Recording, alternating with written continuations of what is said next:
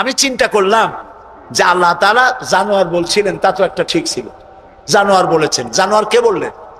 পশু কে বললেন? আল্লাহ তাআলা বলেছেন। এখন চিন্তা করলাম আল্লাহ পশু বললেন, ঠিক আছে, কিন্তু পশুর চাইতেও খারাপ এই কথাটা বললেন কেন? বুঝে আসতেছিল না। আল্লাহ তাআলা বলেন, কোরআন যদি কেউ বুঝতে চায় তো বুঝার জন্য আমি তার দিল খুলে দেবো। সুবহানাল্লাহ। ওয়া মান ইয়াত্তাকিল্লাহা ইয়াজআল লাহু মাখরাজা। আল্লাহকে ভয় করে কেউ পথ চলতে চাইলে আল্লাহ পথ তৈরি করে দেন।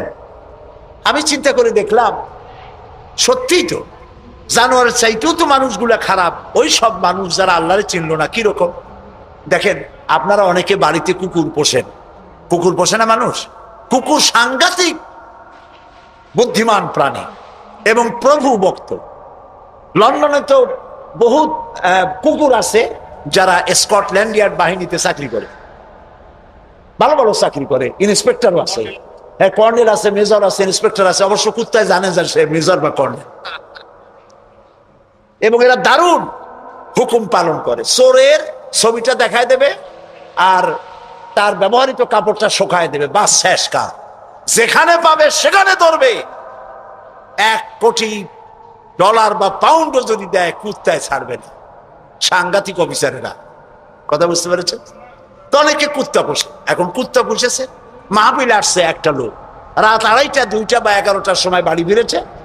কুত্তা টের পাইছে, অন্ধকার রাত, কে যেন আসতেছে। কুত্তা তার ভাষায় বলেছে হল্ট। এখন বাড়িওয়ালা বলছে এই ডবলু, আদর করে নাম রাখছে কুত্তার ডবলু। একটা ধমক দিল। কুত্তায় গলার আওয়াজ শুনে বুঝে ফেলেছে, কিন্তু কুত্তায় গলার আওয়াজ বোঝে না। কুত্তা তো ভালো গরুতেও বোঝে। আপনি আপনার গরুরে ডাক দেন অন্ধকারে, গরু আপনার ডাকে সাড়া দেবে, কাছে আসবে। আসে না এরকম? অন্ধকারে গিয়ে গরুর ডাক দিলে বাড়িওয়ালার ডাকে গরু সাড়া দিয়ে আসে না? বিল দিয়ে আসে না? কুত্তায় থেমে গেল, বুঝতে পারলো এ তো আমার মালিক, আমি তো ভুল করছি। যখন মালিক কাছে আসলো, কুত্তায় লেজ লড়াইয়া গাছ সাথে মিশে মিশে লেজ লড়াইতে লাগলো। তার ভাষায় সে বলতে লাগলো, আই এম এক্সট্রিমলি সরি। ও গ্রিন সিগন্যাল, লেজ নাড়াইয়া গ্রিন সিগন্যাল দিয়ে দিল, হুজুর আপনি যাইতে পারেন, স্যার আপনার জন্য দরজা খোলা।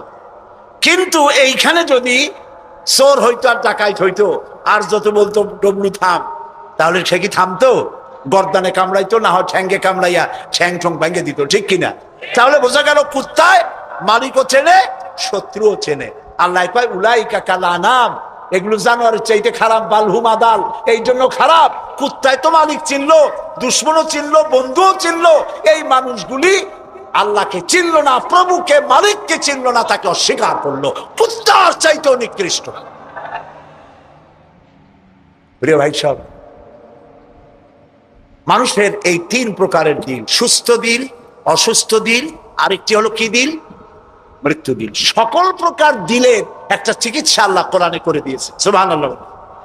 আল্লাহ রাব্বুল আলামিন বলেন, সব হৃদয় জনিত, কলব জনিত রোগের চিকিৎসা হলো আলা বিযিকিরিল্লাহি তাতমাইন্নুল কুলুব। একমাত্র আমার স্মরণ, আমার জিকির, আমার স্মরণ মানুষের অন্তরাত্মাকে ঠান্ডা করে দিতে পারে, কলিজা ঠান্ডা করে দিতে পারে। আমার স্মরণে, আমার জিকিরে, আমার পথ অনুসরণে। প্রিয় ভাই সব, হযরত লোকমান তিনি বলছেন, আল্লাহ তাআলা বলছেন, আমি তাকে কি দিয়েছিলাম? জ্ঞান দান করেছিলাম। সেই জ্ঞানের ভিত্তিতে জ্ঞান দিয়েছিলাম এই জন্য যেন তিনি আমার শুকর আদায় করে। হযরত লোকমান আল্লাহর দেওয়া জ্ঞান দিয়ে শুকর আদায় করলেন এইভাবে যে তিনি আল্লাহর গুণগান, আল্লাহর তাওহীদের প্রচার শুরু করে দিলেন। সুবহানাল্লাহ। আল্লাহ তাআলা বলছেন, ওমা ইয়াশকুর, যে ব্যক্তি কৃতজ্ঞতা স্বীকার করে তা তার নিজের জন্য, আর যে করে না সে তার নিজের ক্ষতিই করে। এই যে আমরা মাগরিবের নামাজ পড়লাম, এই নামাজ পড়ছি কার জন্য? বলেন সবাই। উপকার হবে কার? উপকার হবে আমার। এই যে মাঝে মধ্যে আপনারা আলহামদুলিল্লাহ বলেন, সুবহানাল্লাহ বলেন, এতে উপকার কি আল্লাহ না আমার? বলেন সবাই। তাম পৃথিবীর এটা এই জন্য যে আল্লাহ তাআলা বিরাটত্ব, খুব লক্ষ্য করুন, আল্লাহ তাআলা বিরাটত্ব, মহানত্ব, শ্রেষ্ঠত্ব এবং মর্যাদার যে স্তরে আল্লাহ তাআলা আছেন, আমরা শুকর করে, প্রশংসা করে, সেজদা করে সেই স্তর থেকে 1 ডিগ্রি উপরে উঠাইতে পারবো না। এবং যেখানে তার মর্যাদা আছে, সারা পৃথিবীর সব মানুষ যদি আল্লাহকে অস্বীকার করে, ওই স্তর থেকে 1 ডিগ্রি নিচে নামানো যাবে না, অসম্ভব। এই জন্য কৃতজ্ঞতা যে প্রকাশ করে সে আল্লাহর জন্যই করে। আমরা যদি আল্লাহর জিকির আজগার না করি, আল্লাহর ক্ষমতা শেষ নাকি? বলেন। আল্লাহ রাব্বুল আলামিন বলেন, ইউসাব্বিহু লিল্লাহি মা ফিস সামাওয়াতি ওয়া মা ফিল আরদ। আকাশে যা কিছু আছে, জমিনে যা কিছু আছে, এর মাঝখানে যা কিছু আছে, সব আমার জিকির করছে, আমার তাসবিহ পড়ছে। আপনারা বসন্তকালে গাছের ডালে শোনেন কোকিল পাখি কুহু কুহু করে ডাকতেছে। আল্লাহ রাব্বুল আলামিন বলেন, ওয়ালাকিন লা তাফকাহুনা তাসবিহাহুম। তোমরা ওদের তাসবিহ বোঝো না, তোমরা শোনো কুহু কুহু, আসলে সে ডাকে আল্লাহু আল্লাহু। বউ কথা কও, আছেন একটা পাখি মমন সাইতে নাই, আছে? ছোটবেলা থেকে শুনতেছি বউ কথা কও, বউ কথা কও। ওর বউ এত অভিমান করলো কেন? কথা মোটে কয়ই না। আসলে বউ কথা কও আমরা শুনি, আর আল্লাহ বলছেন ওয়ালাকিন লা তাফকাহুনা তাসবিহাহুম, ওরা আমার জিকির করছে, তোমরা বুঝো না। মানুষ বুঝবে কেন? মানুষ তো আন্দাজে যা শোনে, শব্দের সাথে আপনি যা মিলাবেন তাই কিন্তু হয় ভাই। যেমন ট্রেন ছাড়ছে, ট্রেন যখন ছাড়লো তো প্রাথমিক আওয়াজ শোনা যায় যাচ্ছি যাব, যাচ্ছি যাব। যখন জোরে চলে তখন শোনা যায় যাচ্ছি যাব, যাচ্ছি যাব, এরকম শোনা যায়, ঠিক না? শব্দের সাথে এরকম যা মিলাবেন তাই হবে। মৃত্যু দিল কি? মৃত্যু দিল সম্পর্কে আল্লাহ বলছেন, ওয়ালাকাদ যারানা লিজাহান্নামা কাসীরাম মিনাল জিন্নি ওয়াল ইনস লাহুম কুলুবুন লা ইয়াফকাহুনা বিহা। মানুষ আর জিনদের মধ্যে আল্লাহ তাআলা বলেন, আমি এক শ্রেণীর রেডিমেড জাহান্নামী তৈরি হয়েই আছে মানুষ এবং জিনের মধ্যে। ওরা কারা? লক্ষ্য করুন, মৃত্যু দিল কাদের? লাহুম কুলুবুন লা ইয়াফকাহুনা বিহা, যাদেরকে আমি হৃৎপিণ্ড দিয়েছি, বিবেক দিয়েছি, সব বোঝে, আমারে বোঝে না। আছেন এরকম কিছু বুদ্ধিজীবী? বলেন আছে না? কবি আছেন এমন কিছু, সাহিত্যিক আছেন এমন কিছু।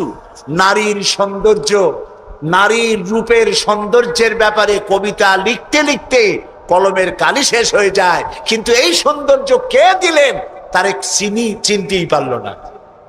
ফুলের ব্যাপারে গান লেখে, কবিতা লেখে, ফুলের রং, ফুলের গন্ধ।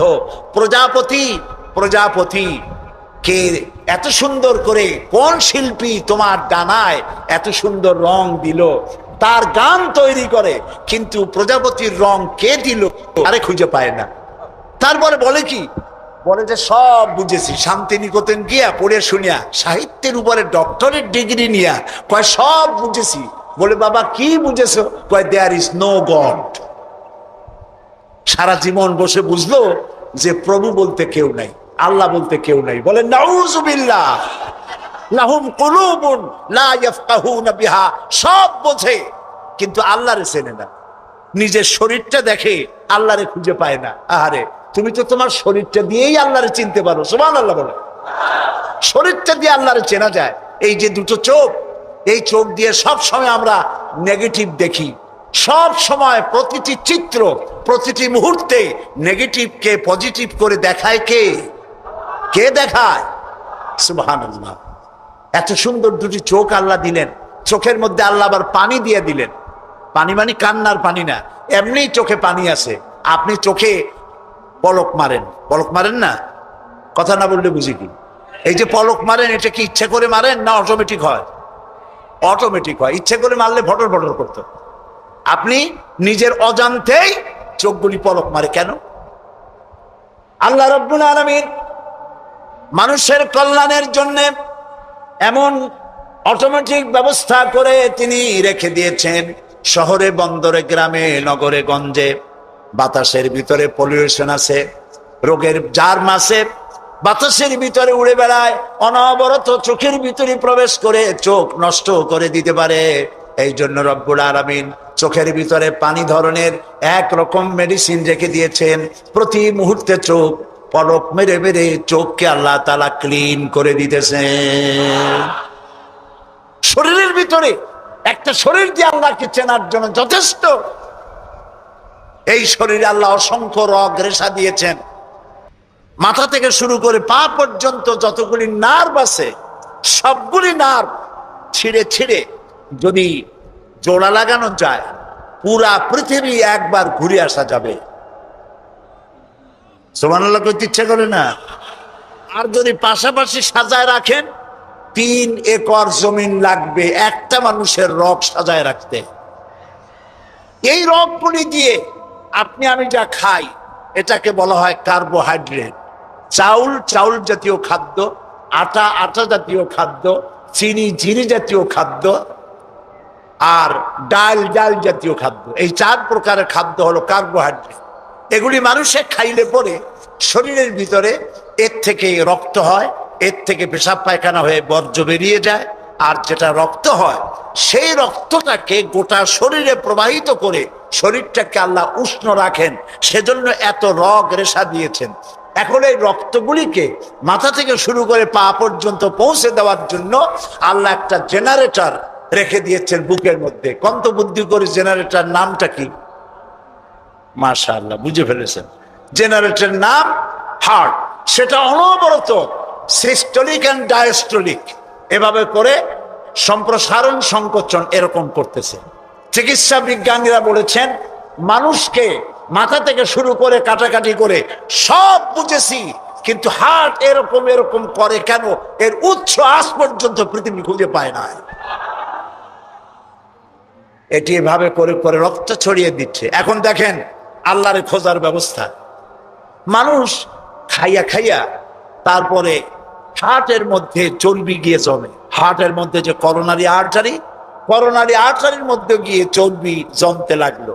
হঠাৎ করে রক্ত প্রবাহ যখন বন্ধ হতে থাকে, আর চলতে পারে না, তখন অ্যানজাইনা হয়, হার্টে বেদনা শুরু হয়। এই বেদনা শুরু হলে তাড়াতাড়ি ডাক্তার এনজিওগ্রাম করে তারপর দেখে কতটা নষ্ট হয়েছে। ওইটাকে যদি প্রয়োজন হয় রগ বদলাবার, তখন তাকে বাইপাস করা হয়। বাইপাস করে নতুন রগ লাগাতে হবে। এখন বলেন এই নতুন রগ কোথায়? গরুর রগ লাগাইলে হবে? বলেন, ছাগলের রগ? এখন আল্লাহ রব্বুল আলামিনকে চেনা সহজ। ওই রব্বুল আলামিন এমন সুন্দর ব্যবস্থা রেখেছেন, কারো যদি বাইপাস ওপেন হার্ট সার্জারি করার যদি প্রয়োজন হয়, রগের যদি 2-4টা রগ যদি লাগে, আল্লাহ রাব্বুল আলামিন মানুষের হাতের মধ্যে, পায়ের মধ্যে স্পায়ার পার্টস কতগুলি রগ রেখে দিয়েছেন। ডাক্তারেরা পা থেকে হাত থেকে সেই রগগুলি নিয়ে হার্টের ভিতরে ওই রগ লাগিয়ে দিয়ে নতুন ভাবে আবার রক্ত সঞ্চালনের ব্যবস্থা করে দেয়। যালিকুমুল্লাহু রাব্বুকুম, এই হচ্ছে তোমাদের রব। সুবহানাল্লাহ বলেন। ইনি আল্লাহ যিনি এই ব্যবস্থা করেছেন।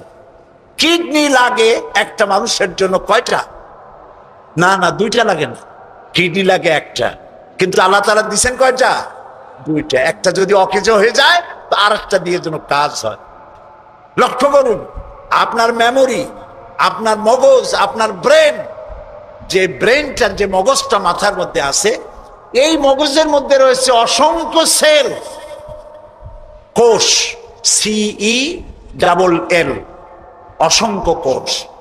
মেমোরি কোষ, বুদ্ধির কোষ, শোকের কোষ, সুখের কোষ, অনুভূতির কোষ। মানে আপনার জন্য, এরপরে ডাটা ইনফরমেশন রক্ষা করার জন্য কোষ। অনেকগুলি সেল আছে।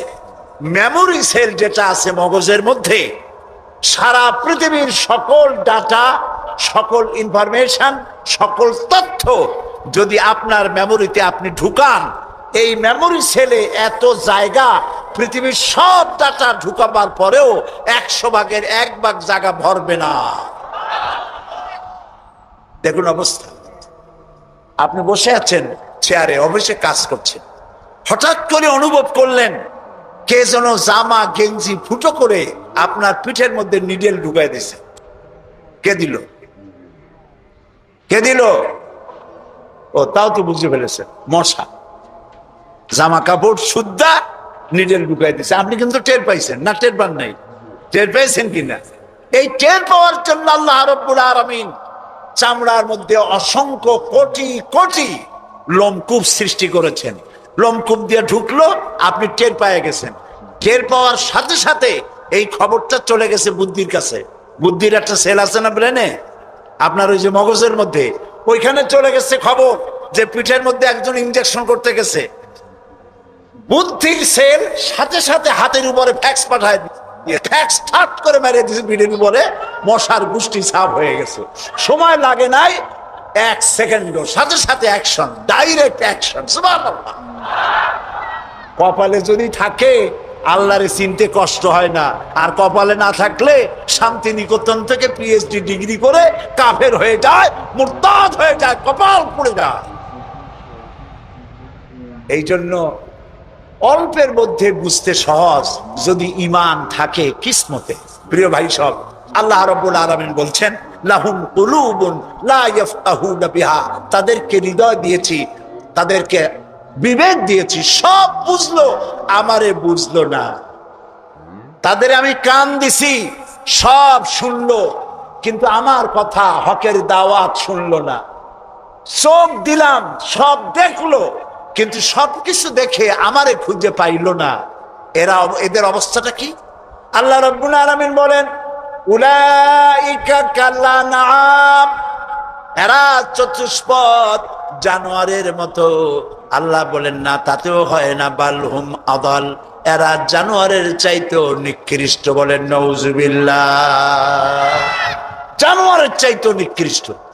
এই মাত্র এর কথা এমন ভাবে পেশ করেছেন যা গোটা পৃথিবীর মানুষ যদি হেদায়েত পেতে চায়, ছোট্ট সূরাটি তার জন্য যথেষ্ট। পড়েন আমার সাথে, কুল হুয়াল্লাহু আহাদ।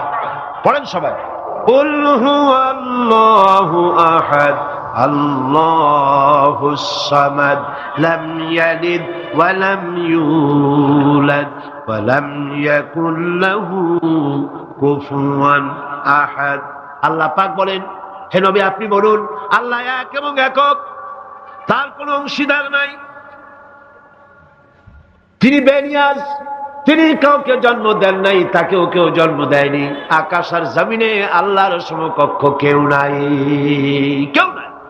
তিনি এক এবং একক। তার একত্ববাদের দাওয়াত দেওয়ার জন্যে অসংখ্য পয়গম্বর আল্লাহ পাক এই দুনিয়া পাঠিয়েছেন, আর সমস্ত পয়গম্বর দাওয়াত দিয়েছেন কি? লা ইলাহা ইল্লাল্লাহু মুহাম্মাদুর রাসূলুল্লাহ।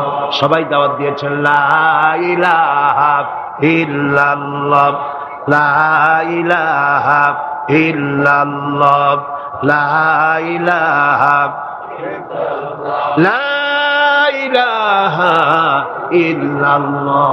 কোন ইলাহ নাই, কোন আইনদাতা নাই, কোন বিধানদাতা নাই, কোন শাসনকর্তা নাই, আল্লাহ ছাড়া কেউ নাই। বলেন সুবহানাল্লাহ। আল্লাহ এক এবং একক, তিনি সব সৃষ্টি করেছেন। আল্লাহ পাক বলছেন আল্লাহুল্লাযী খালাকাস সামাওয়াতি ওয়াল আরদা ওয়া আনজালা মিনাস সামাই মাআন ফাআখরাজা বিহি মিনাস সামারাতি রিজকান লাকুম। আল্লাহ হচ্ছেন তিনি যিনি আকাশ সৃষ্টি করেছেন, জমিন সৃষ্টি করেছেন, আর আকাশ থেকে পানি বর্ষণ করে তোমাদের খাদ্য উৎপাদন করে দিয়েছেন। এ পানি হচ্ছে মানুষের জন্য জীবন। পানির এক নাম কি? জোরে বলেন, পানির এক নাম কি? জীবন। এই পানি এক নাম জীবন। কিন্তু কর্ণফুলীর পানি যদি চট্টগ্রামে 10 ফুট উঁচা হয়ে আসে, পানির নাম হবে কি? নাম হবে নরক। এই পানিকে কন্ট্রোল করেন আল্লাহ রাব্বুল আলামিন।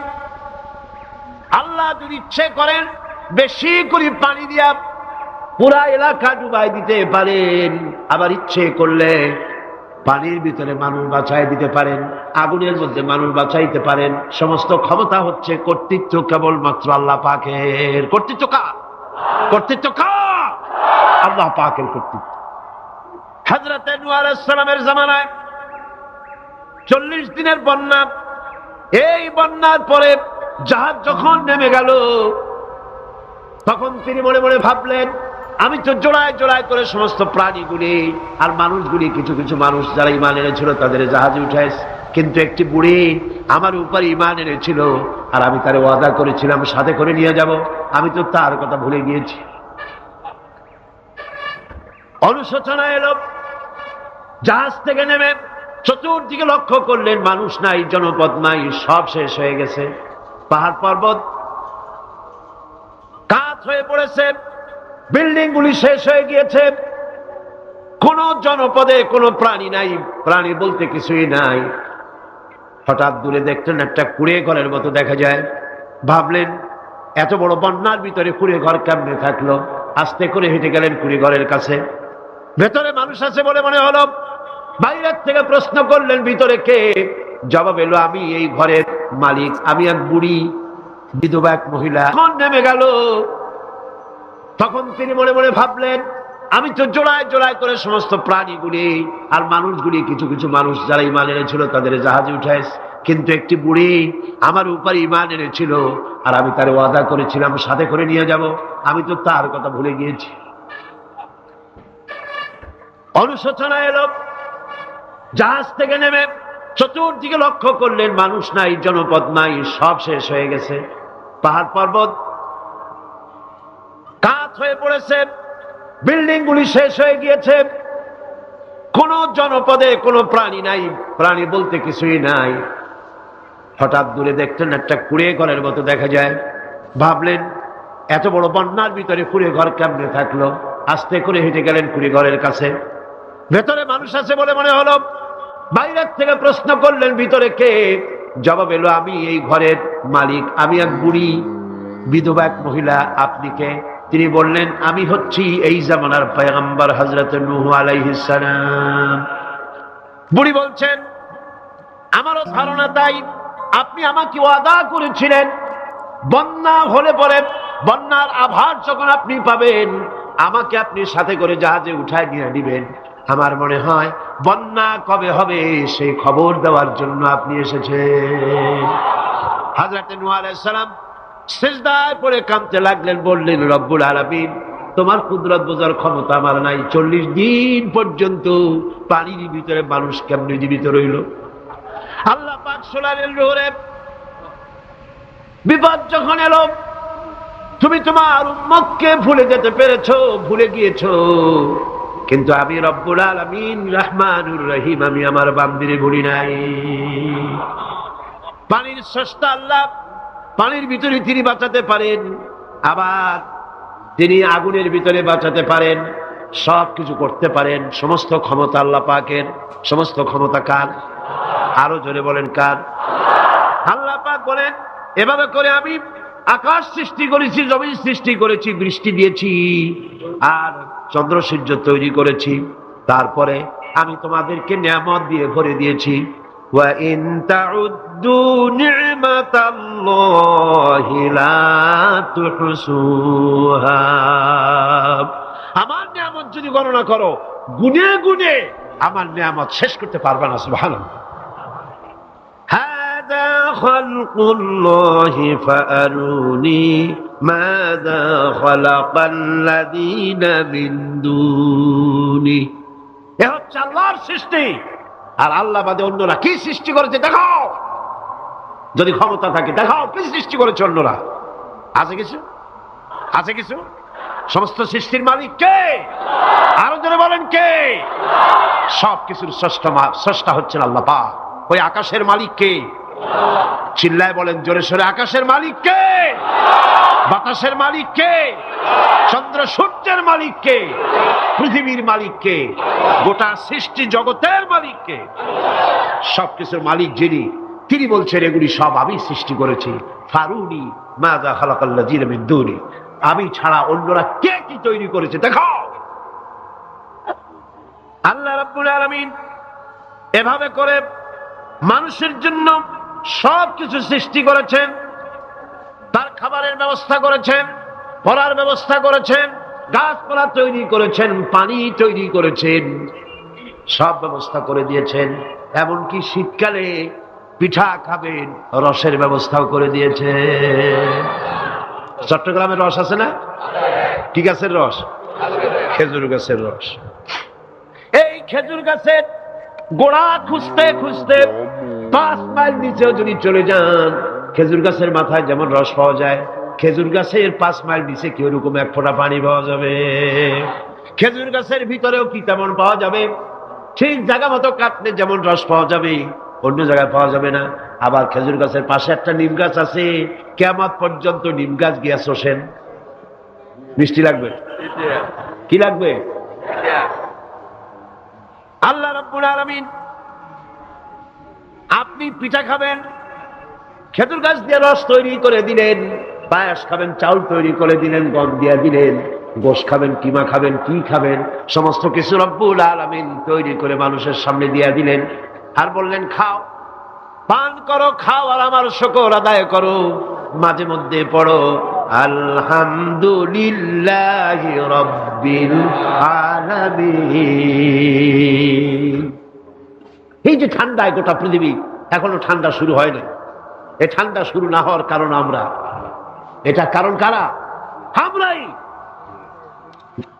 গ্লোবাল ক্লাইমেটের চেঞ্জ এসেছে, গোটা দুনিয়া আবহাওয়ার পরিবর্তন হয়ে গিয়েছে। শীতের সময় শীত নাই, গরমের সময় গরম নাই। এটা কি খুব ভালো? এটা কি? এটা রোগ ব্যাধি বেশি হওয়ার লক্ষণ। শীত যখন আসে, এত প্রচন্ড শীত, গোটা পৃথিবী যত এসি আছে, সমস্ত শক্তিশালী এসি প্লান্ট একযোগে যদি ছেড়ে দেওয়া হয়, আপনার শীতকালে শীত দেন, তার সহস্র কোটি কোটি ভাগের 1 ভাগের শীতও কি পৃথিবীর মানুষ তার যন্ত্রপাতি দিয়ে তৈরি করতে পারবে? পারবে? সূর্য দিয়ে প্রতি মুহূর্তে আল্লাহ পাক যে তাপ দেন, গোটা বিশ্বের সমস্ত আগুন একসঙ্গে যদি জ্বালানো হয়, সেই তাপ কি তৈরি করা সম্ভব হবে? হবে না। আল্লাহ রাব্বুল আলামিন মানুষের কল্যাণের জন্য মানুষের যা কিছু প্রয়োজন সবকিছু একটা একটা করে এভাবে তৈরি করে মানুষের সামনে সবকিছু দিয়ে দিয়েছেন এবং প্রয়োজন মিটিয়ে দিয়েছেন। যার যা প্রয়োজন তা তিনি মিটিয়ে দিয়েছেন। আমাদের দেশে, আমার দেশের বাঘ, আমার দেশের হরিণ, আমার দেশের কুকুর, তাদের গায়ে তারা যে ধরনের ইউরোপ আমেরিকার শীত প্রধান দেশের পশুগুলি এরকমের না। তার মানে হলো আমার দেশ শীত প্রধান নয়, ছোট্ট ছোট্ট পশম হলে চলে, কিন্তু শীত প্রধান দেশের কুকুরগুলি, বাঘ এবং সিংহ যেগুলি জঙ্গলে থাকে, তাদের গায়ে এমন লম্বা লম্বা পশম দিয়ে আল্লাহ চামড়া বানায় দিয়েছেন, যা দিয়ে তার সম্পূর্ণ শরীরটা ঢেকে যেতেছে। স্থায়ী কম্বলের ব্যবস্থা রব্বুল আলামিন করে দিয়েছেন। কে দিয়েছেন? আল্লাহ পাক দিয়েছেন। এবং সেই চামড়া দিয়ে, সে চামড়া যেন আপনি ব্যবহার করতে পারেন, সেজন্য আল্লাহ পাক আপনার জন্য সুন্দর করে সেই চামড়া দিয়ে কাপড় চোপড় তৈরি করার, জামা ব্যবহার করার সব ব্যবস্থা আল্লাহ করে দিয়েছে। কম্বল তৈরি করার ব্যবস্থা করে দিয়েছে। আল্লাহ পাক যা খুশি তাই করতে পারেন। কোরআন বলতেছে ফাআলুল লিমা ইউরিদ, যা খুশি তাই তিনি করেন। লা ইউসআলু আম্মা ইয়াফআলু ওয়া হুম ইউসআলুন, তিনি যা করেন সেজন্য কারো কাছে তাকে কৈফিয়ত দিতে হয় না, বরং গোটা বিশ্ব আল্লাহর কাছে কৈফিয়ত দিতে বাধ্য। সমস্ত বিশ্ব কৈফিয়ত দিতে কার কাছে বাধ্য? আল্লাহ পাকের কাছে কৈফিয়ত দিতে বাধ্য। প্রচন্ড শক্তির মালিক। মানুষেরা বোঝে না, ক্ষমতা যখন আসে তখন চতুর্দিকে দেখে ক্ষমতার ক্ষমতা, কি যে করবে দিশা করতে পারে না। সারা জীবন ক্ষমতায় টিকে থাকার জন্য সর্বাত্মক প্রচেষ্টা চালায়, দেশ যখন পাইছি আর ছাড়বো না, ঠিক কিনা? এই চেষ্টা চালায়। কিন্তু আল্লাহ পাকের মূল ক্ষমতা তো আল্লাহর হাতে। আল্লাহ পাক ক্ষমতা দিয়ে বলেন লিনানজুরাকুম কাইফা তা'মালুন, ক্ষমতা দিয়ে তাকায় থাকি তোমার আমলটা কি হয় তা দেখার জন্য, তুমি করোটা কি সেইটা দেখার জন্য আমি দেখি। লিনানজুরাকুম কাইফা তা'মালুন। মানুষ ক্ষমতা হাতে পায়, অত্যাচারের স্টিম রোলার চালায়, আল্লাহ দেখতে থাকে। আর আল্লাহ যখন অ্যাকশন নেন, সেই অ্যাকশন থেকে তাকে কেউ বাঁচাইতে পারে না। প্রচন্ড ক্ষমতার মালিক। রাতকে দিন বানাতে পারেন, দিনকে রাত বানাতে পারেন, আমিরকে ফকির বানাতে পারেন, ফকিরকে আমির বানায় দিতে পারেন, রাস্তার লোক ধরে নিয়ে প্রেসিডেন্ট বানায় দিতে পারেন। আবার নারাজ হলে পরে জুতার মালা দিয়া জেলখানায় ঢুকাইয়া দিতে পারে। ক্ষমতায় থাকাকালীন ফুলের মালা এত বেশি পায়, ফুলের মালায় গলা ভরে যায়। গাবতলীর কোরবানির হাটেও এত মালা পায় না। এত মালা গলায় দিয়া আনন্দে ফুর্তিতে মারতে থাকে। আমার বন্ধুগণ মনে রাখেন, ফুলের মালায় আত্মহারা হয়েও না যারা ক্ষমতায় থাকো। এই ফুলের মালা আর ফাঁসির রশি একেবারেই পাশাপাশি। ফুলের মালা থেকে ফুলগুলি ঝরে পড়লেই ওই রশিটাই ফাঁসি হওয়ার জন্য যথেষ্ট, ঠিক কিনা? মানুষ বোঝে না, বোঝে না। আল্লাহ বলেন আমি তাকায় থাকি, দেখি কি করো, তোমার আমলটা কেমন হয়। ক্ষমতার মালিক আল্লাহ, দেওয়ার মালিক আল্লাহ। আর যখন নারাজ হয়ে যান, এক থাপ্পড় মেরে ক্ষমতা ছিনায় নিয়ে যান। পারেন কিনা? পারেন কিনা? ইতিহাস সাক্ষী। কিন্তু ইতিহাসের সবচেয়ে বড় শিক্ষা যে মানুষেরা ইতিহাস থেকে শিক্ষা গ্রহণ করে না। जगह जी लगाने के लिए ये दुनिया नहीं है, जगह जी लगाने के लिए ये दुनिया नहीं है, ये इबरत की जा है तमाशा नहीं है। पृथ्वी खेल तमाशा করার জায়গা না। ইতিহাস থেকে শিক্ষা নাও, পূর্বপুরুষদের দিকে তাকাও। আল্লাহর দ্বীনের কর্মীদের উপরে আঘাত লাগাবার কারণে বংশ শুদ্ধ আল্লাহ সাফ করে দিয়েছেন। দেন নাই? সে আল্লাহ আছে না নাই? চিল্লা এখন আছে না নাই? সে আল্লাহ পাক আছে। সে আল্লাহকে ভয় করে। ইত্তাকিল্লাহ, সে আল্লাহকে ভয় করে।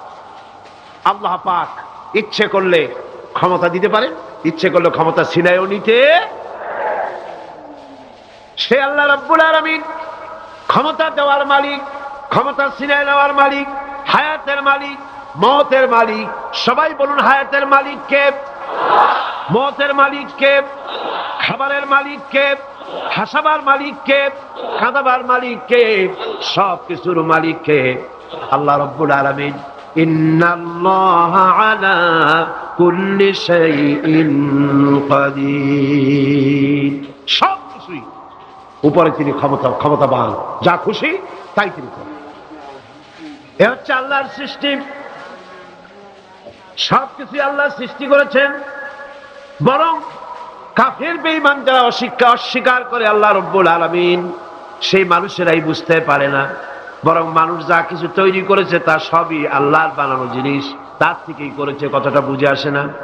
মানুষ না বুঝেই বিজ্ঞানকে সবকিছুর প্রশংসা বিজ্ঞানের জন্য করে, বিজ্ঞানের জন্যই প্রশংসা অস্থির হয়ে যায়। যেমন ধরুন, রাজশাহী বিশ্ববিদ্যালয়ে আপনার ছেলে পড়ে, 6 মাস টাকা পয়সা পায় না, ধার খরচ করিয়া তার 6টা মাস চালায়। হঠাৎ করে পিয়ন মানি অর্ডার ফর্ম নিয়ে হাজির, 6,000 টাকা পাঠাইছে বাপে। টাকাগুলি নিয়ে সই করে পিয়নের কদমবুসি করে যে বাবাজি এতদিন পরে টাকা নিয়ে আসছেন, আপনার প্রতি আল্লাহ রহম করুন। এটা বুদ্ধিমান না বেকু? বুদ্ধিমান না বেকু? আরে বেটা, পিয়ন কি তোর বাজান? টাকাকে পাঠিয়েছে, বাবা পাঠিয়েছে, প্রশংসা তার কর। বিজ্ঞানীরা প্লেন বানিয়েছে, বিজ্ঞানীরা গাড়ি বানিয়েছে, বিজ্ঞানীরা কম্পিউটার তৈরি করেছে, প্রশংসা করো সেই আল্লাহ যে আল্লাহ রাব্বুল আলামিন বিজ্ঞানীর মাথায় বুদ্ধি দিয়েছে। প্রশংসা কর, আল্লাহ পাকের প্রশংসা করতে হবে।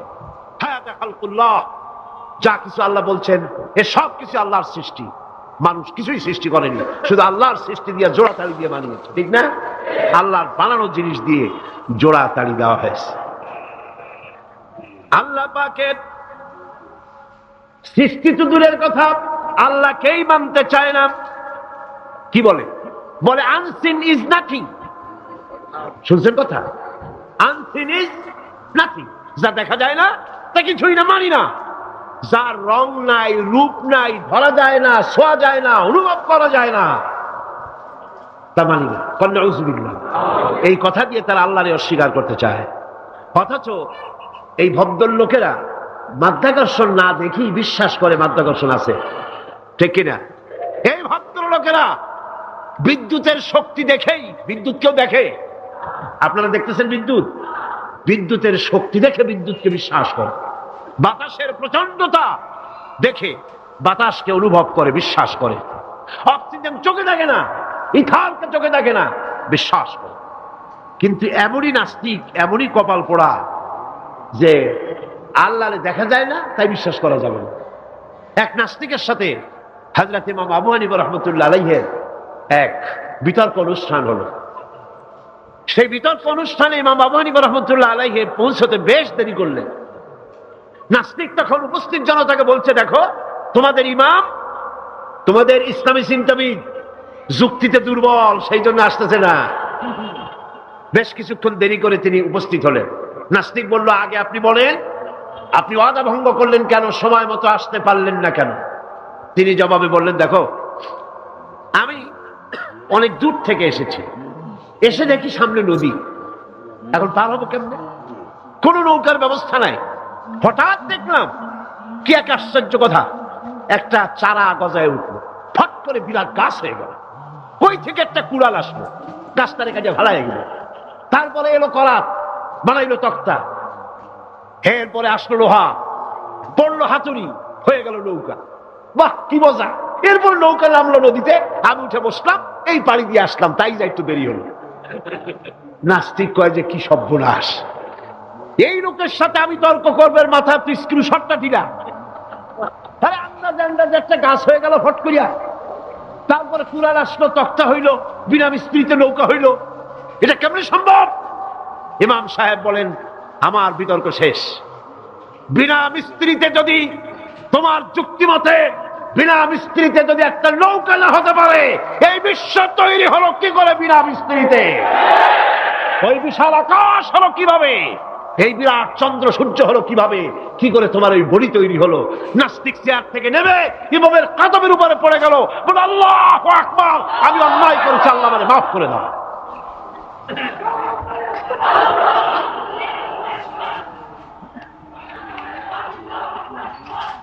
নাস্তিক ঘোষণা করে দিল, লা ইলাহা ইল্লাল্লাহু মুহাম্মাদুর রাসূলুল্লাহ।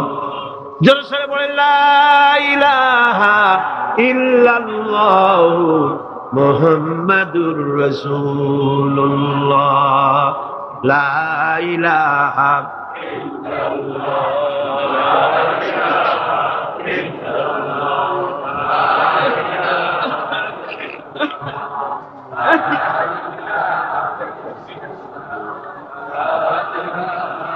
খালকুল্লাহ, এ হলো আল্লাহর সৃষ্টি। কার সৃষ্টি? বলেন সবাই খুশি হয়ে, কার সৃষ্টি? ফারুনি মাযা খালাকাল্লাযিনা মিন দুনি, আল্লাহ ছাড়া কে কি বানাইছে দেখো। সব কে বানিয়েছে? খুশি হইয়া, বুক ফুলাইয়া জোরে কোন কে বানিয়েছে? ওই আল্লাহ রাব্বুল আলামিন বলেন, দুনিয়ার সব দিক থেকে চোখ ফিরাইয়া এবার নিজের দিকে তাকাও। ওয়াফি আনফুসিকুম ওয়াফি আনফুসিকুম আফালা তুবসিরুন, এমনকি তোমাদের নিজেদের মধ্যেও আমার নিদর্শন আছে। তারা কি তা অনুধাবন করে না? তোমার মধ্যেও আমার নিদর্শন আছে। কার মধ্যে? আমাদের মধ্যে। কোন কার মধ্যে? আমাদের মধ্যে আল্লাহর নিদর্শন আছে। মানুষ যদি তার নিজের দেহের প্রতি লক্ষ্য করে, তাহলে সে মহান আল্লাহ পাকের অসংখ্য কুদরত দেখতে পাবে। যেমন একটি শিশু যখন জন্ম হয়, তখন তার হাড়ের পরিমাণ হয় 305টি। 305টি। পরে এগুলি একটা দুটো মিশে গিয়ে পরিমাণ দাঁড়ায় 206টি হাড়। 560টি পেশি দিয়ে এই হাড়গুলিকে বেঁধে রাখা হয় এবং মোট গিরার পরিমাণ দাঁড়ায় 100 গিরা। আপনি কি জানেন আপনার আঙ্গুলের মাথা থেকে বাহু পর্যন্ত কয়টা গিরা আছে? গণবেন কখন? কিলাকিলি করেই তো কুল পান না। দেখেন না গিরা কতগুলা। আঙ্গুলের এই আঙ্গুলের মধ্যেই কতগুলা গিরা। এখানে গিরা, সেখানে গিরা, এখানে গিরা, এখানে গিরা, এখানে গিরা, বাহুতে গিরা। গিরা যদি একটাও না হতো, হাতটা হাত হইতো না। হাত কি হইতো? লাঠি। লাঠি হইতো। ভাত খাওয়া যাইতো না। ভাত খাইতে গেলে মাখানো লাগে কিনা? মাখানো লাগে না? মাখাইবেন কি দিয়ে? হাতগুলা, আঙ্গুলে গিরা নাই, সব কাঁটা চামচ। আর কেলুতে গিরা নাই, হাত ক্লোজ হবে না, নিজের মুখে আসবে না। দুই হাতের মাথায় একজন বসবে, একজন আর একজনের খাওয়াবে। তাও আবার খাওয়াই দিকে মুখের মধ্যে না গিয়ে নাকের সিধার মধ্যে গিয়ে ঢুকবে। হাসতেছেন, সুবহানাল্লাহ বল। ওয়াফি আনফুসিকুম আফালা তুবসিরুন, তোমার ভেতরে আমার নিদর্শন আছে, অনুধাবন করো। মানব শরীর এক আশ্চর্য মেশিন, সুবহানাল্লাহ, আশ্চর্য মেশিন। লক্ষ কোটি সেল এবং নার্ভ সেল দিয়ে জটিল মেশিন পত্রের সমন্বয় এই দেহ তৈরি করা হয়েছে। এবং এই শরীরের ভিতরে দুটো মূল্যবান জিনিস আছে। তার একটি হচ্ছে কন্ট্রোল রুম, যাকে বলা হয় ব্রেইন, যেটা কি ব্রেইন। আরেকটি হচ্ছে জেনারেটর, সেই জেনারেটরটা কি হার্ট, আপনার হৃৎপিণ্ড। ওয়াফি আনফুসিকুম আফালা তুবসিরুন, লক্ষ্য করো না কেমনে, তোমার শরীরের দিকে তাকাও না। Brain, control room. হার্টের কাজ হচ্ছে রক্তগুলিকে সার্কুলার করা, রক্তগুলিকে পৌঁছে দেওয়া সর্বত্র। যা খাচ্ছেন সমস্ত খাদ্যগুলিকে, রক্ত তৈরি হচ্ছে, হার্টের কাজ হলো এটাকে এইভাবে করে করে পৌঁছে দেওয়া। আর এই রক্তগুলি যদি না পৌঁছায়, শরীরের যে অংশে রক্ত পৌঁছাবে না সে অংশ কি হবে? প্যারালাইজড হবে, অবশ হবে। মাশাআল্লাহ, আপনারা সব ডাক্তার বুঝতে পারতেছেন, কথা বুঝে ফেলতেছেন, আলহামদুলিল্লাহ। রক্ত পৌঁছাবে না, প্যারালাইজড হয়ে যাবে। এই জন্য আল্লাহ কি করেছেন, পায়ের বুড়ো আঙ্গুল থেকে শুরু করে মস্তিষ্কের মাথা পর্যন্ত অসংখ্য নার্ভ, শিরা উপশিরা দিয়ে ভরে দিয়েছেন। কত শিরা, কত উপশিরা। চিকিৎসা বিজ্ঞানীরা বলেছেন, মানুষের দেহের ভিতরে যত শিরা এবং উপশিরা আছে সবগুলি যদি বের করে একটার সাথে আর একটা গিরা দেওয়া হয়, তাহলে তা এত লম্বা হবে যা দিয়া গোটা পৃথিবী 3 বার ঘোরা যাবে। এই শিরা উপশিরা গুলি যদি ছিঁড়ে ছিঁড়ে শরীর থেকে বের করে করে পাশাপাশি যদি সাজানো হয়, তাহলে 3 একর জমিন লাগবে সাজায়া রাখতে।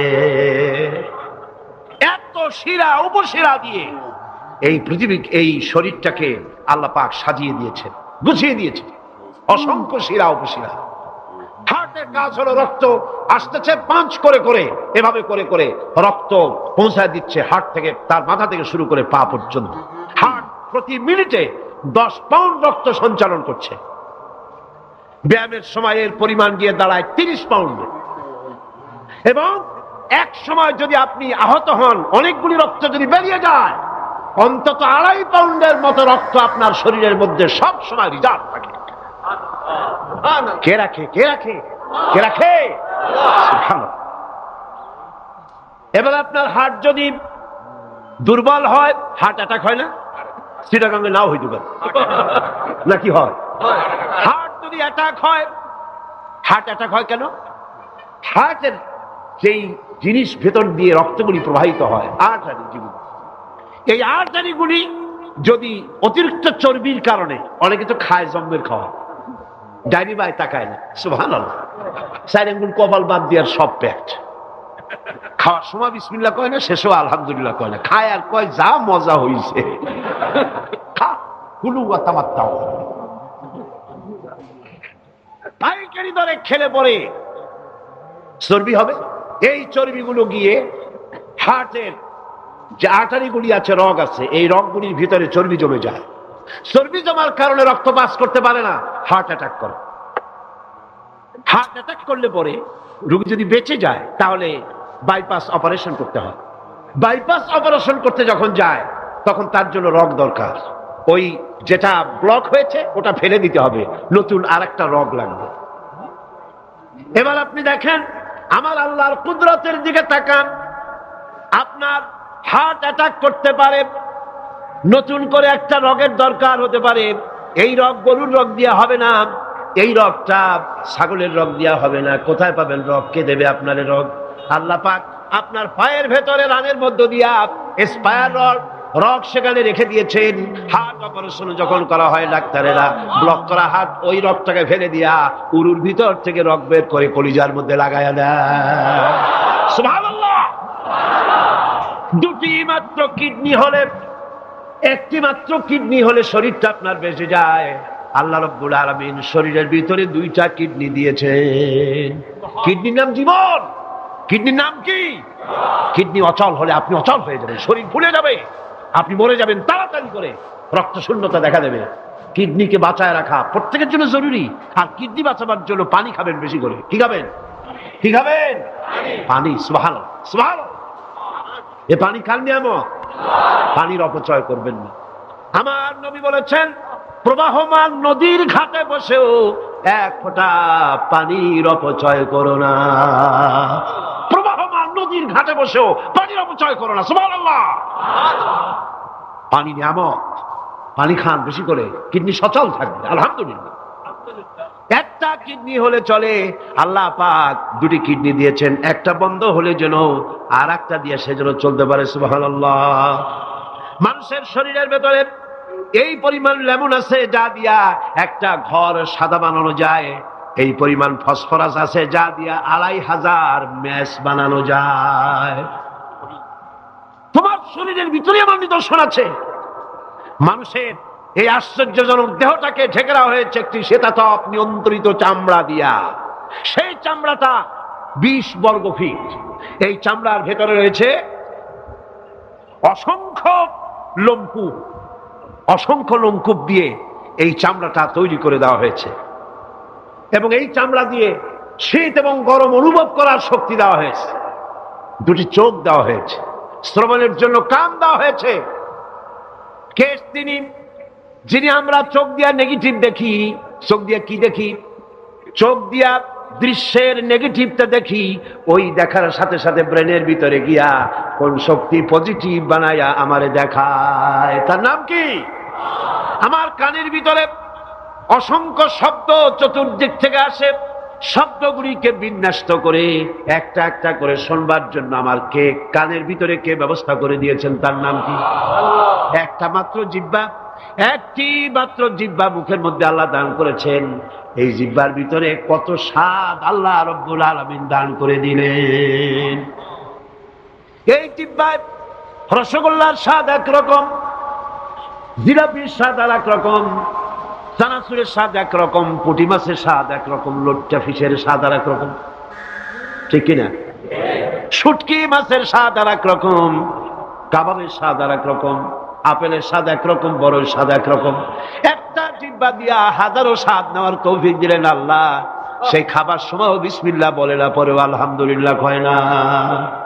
এত নিয়ামত দিয়ে আল্লাহ পাক এই সজীব শরীরকে সাজিয়েছেন, শরীরটাকে সুন্দর করেছেন, সুগঠিত করেছেন। আল্লাহ পাক বলেন, তোমার শরীরের ভিতরে রয়েছে আমার দৃষ্টান্ত, এগুলি দেখো। তোমার ব্রেইন, মানুষের মাথায় যে মাথার ভিতরে যে ব্রেইন দেওয়া হয়েছে, এর ভিতরে রয়েছে অসংখ্য সেল, যার মধ্যে বুদ্ধি, প্রজ্ঞা, সুখ, দুঃখ, মেমোরি। এই পৃথিবীতে মানুষের মাথায় যে ব্রেন দেওয়া হয়েছে, এটা সর্বোচ্চ ওজন হচ্ছে 3 পাউন্ড। 3 পাউন্ড ওজনের এই বস্তুটিকে রাখা হয় মাথার খুঁড়ির মধ্যে, মাথার মাঝখানে। এই ব্রেন দেহের কোটি কোটি সেনা প্রহরীকে পাহারার কাজে লাগায়। ব্রেন বুদ্ধি করে, বুদ্ধি দিয়ে লাগায়।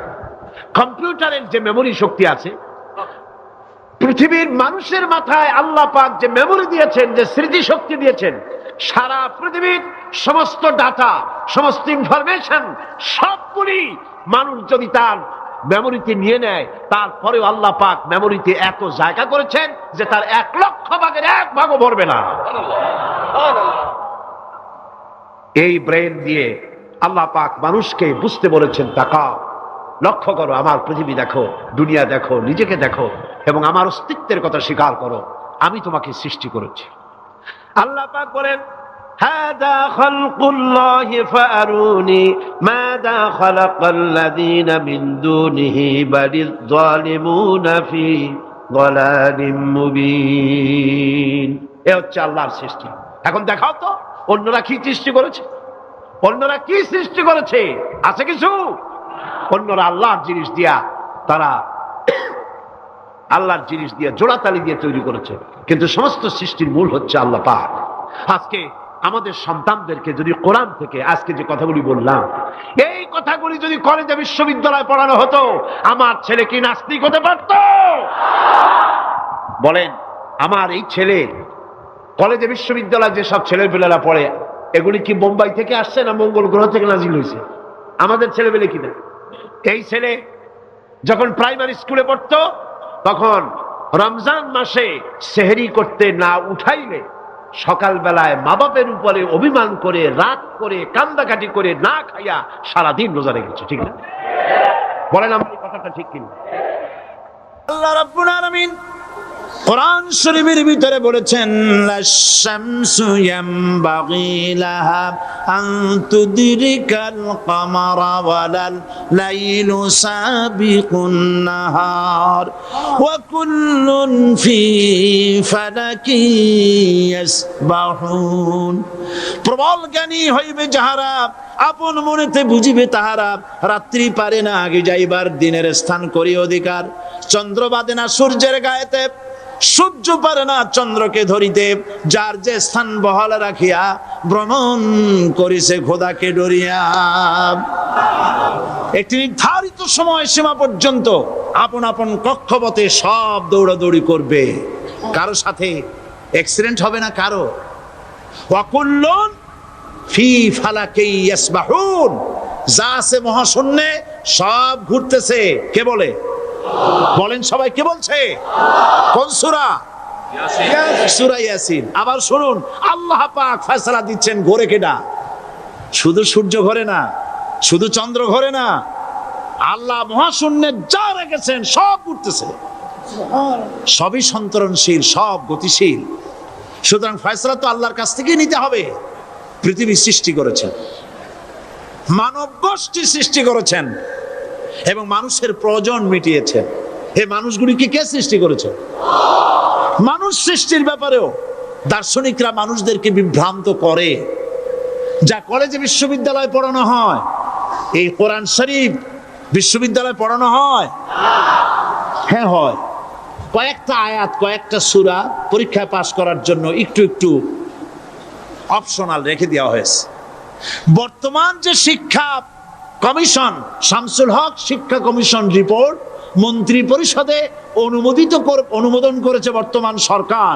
এই শিক্ষানীতিতে বলা হয়েছে ক্লাস 1 থেকে নিয়ে ক্লাস 5 পর্যন্ত ধর্মীয় শিক্ষা দিতে দেওয়া হবে না। তাহলে ক্লাস 5 পর্যন্ত যদি ধর্মীয় শিক্ষা না থাকে, তাহলে ক্লাস 6-7-এ ওঠার পর আলিফ জাওরা বাজাবর বা আনাকুম জানাকুম ছেলেরা পড়বে? মেয়েরা পড়বে? আসল উদ্দেশ্য হলো ইসলাম থেকে জাতিকে দূরে সরাবার জন্য ষড়যন্ত্র। এই সরকারের প্রণীত শিক্ষানীতি আমরা মানি না। আপনারা মানেন? যেই মাদ্রাসা মানুষের চরিত্র সৃষ্টি করে, বর্তমান সরকার সেই মাদ্রাসাগুলি একটা একটা করে ধ্বংস করার পরিকল্পনা গ্রহণ করেছে। সুতরাং আসল শিক্ষা হলো কোরআনের কাছে। আসল শিক্ষা কোথায়? কোরআনের কাছে।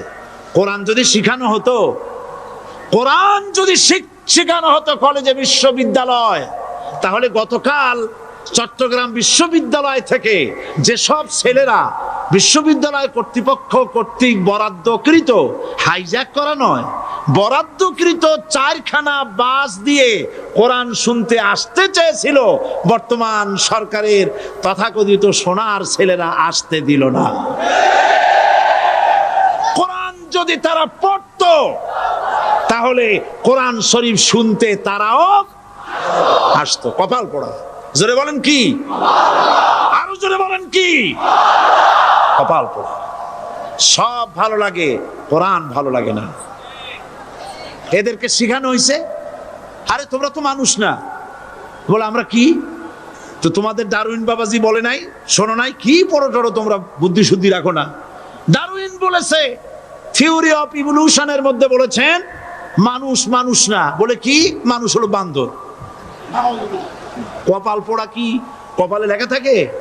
কাজে কামে প্রকাশ হয়ে যায়। ডারউইন বলল মানুষ মানুষ না। আলফ্রয়েড বললেন মানুষ হলো মানুষই ঠিক, তবে মানুষ হলো সেক্স সর্বস্ব জীব। সেক্স সমস্যার সমাধান করলে মানুষের সব সমস্যার সমাধান হয়ে যাবে। কার্ল মার্কস বললেন মানুষ হলো পেট সর্বস্ব দ্বীপ, পেট সমস্যার সমাধান করে দিলে সব সমস্যা শেষ। আর ডারউইন বললেন মানুষ মানুষই না, মানুষ কি বলে বান্দর, ওরাং ওটাং শিম্পাজি আর ব্যাং থেকে মানুষের উৎপত্তি হয়েছে। আমি যখন জীবনের প্রথম শিম্পাজি দেখলাম, ওরাং ওটাং দেখলাম, তখন আমি মনে করেছি যে ডারউইন খামোখা ভুল করে নাই। এইটা দেখেই ও মনে করেছে যে এই হচ্ছে আমার মাতামহের গোষ্ঠী, এ হলো পিতামহের গোষ্ঠী। আপনারা একটু মাথা কাটায় চিন্তা করেন, মানুষ যদি বান্দর থেকে হবে, আজও বানর ফরেস্ট এরিয়া আছে কিনা বাংলাদেশে? চিল্লায় বলেন আছে কিনা? তো মানুষ যদি বান্দর থেকেই হবে, আপনারা কি কোনোদিন দেখেছেন যে একটা বান্দরের কোমর পর্যন্ত মানুষের মতো হয়ে সারছে? আর কিছুদিন গেলেই পুরা মানুষ হয়ে যাবে, গলা পর্যন্ত মানুষের মতো হয়ে গেছে, আর কদিন গেলেই মানুষ হয়ে যাবে। দেখছেন কখনো? আচ্ছা আপনারা বলেন, পাবদা মাছ আপনারা চট্টগ্রামে কি বলেন? পাবদাই বলেন। পাবদা মাছ দেখতে কি মাছের মতো লাগে? বোয়াল মাছের মতো। কোন পাগলে কি বলছে কথা যে বোয়ালের পূর্বপুরুষ পাবদা? পাবদাগুলি পুটি টুটি খাইয়া খাইয়া আস্তে আস্তে বোয়াল হয়ে গেছে, এ কথা কেউ বলে? আচ্ছা শোলের যে ছোট সাইজ, শোল মাছ, গজাল মাছ, এর যে ছোট্ট সাইজ ভর্তা করে খায়, শুটকি বানায় খায়, ওগুলোর কি বলে? টাকি মাছ। এই টাকি মাছ দেখতে শোল মাছের মতো। কেউ পাগলকে আজ পর্যন্ত বলেছে যে শোল মাছের পূর্বপুরুষ টাকি, টাকিগুলা সার মার খাইয়া আস্তে আস্তে শৌলে পরিণত হয়ে গেছে? কেউ বলেছে কখনো? ডারউইন কয় বোতল খাইয়েছে এই মতবাদ লিখছে আল্লাহই ভালো জানে,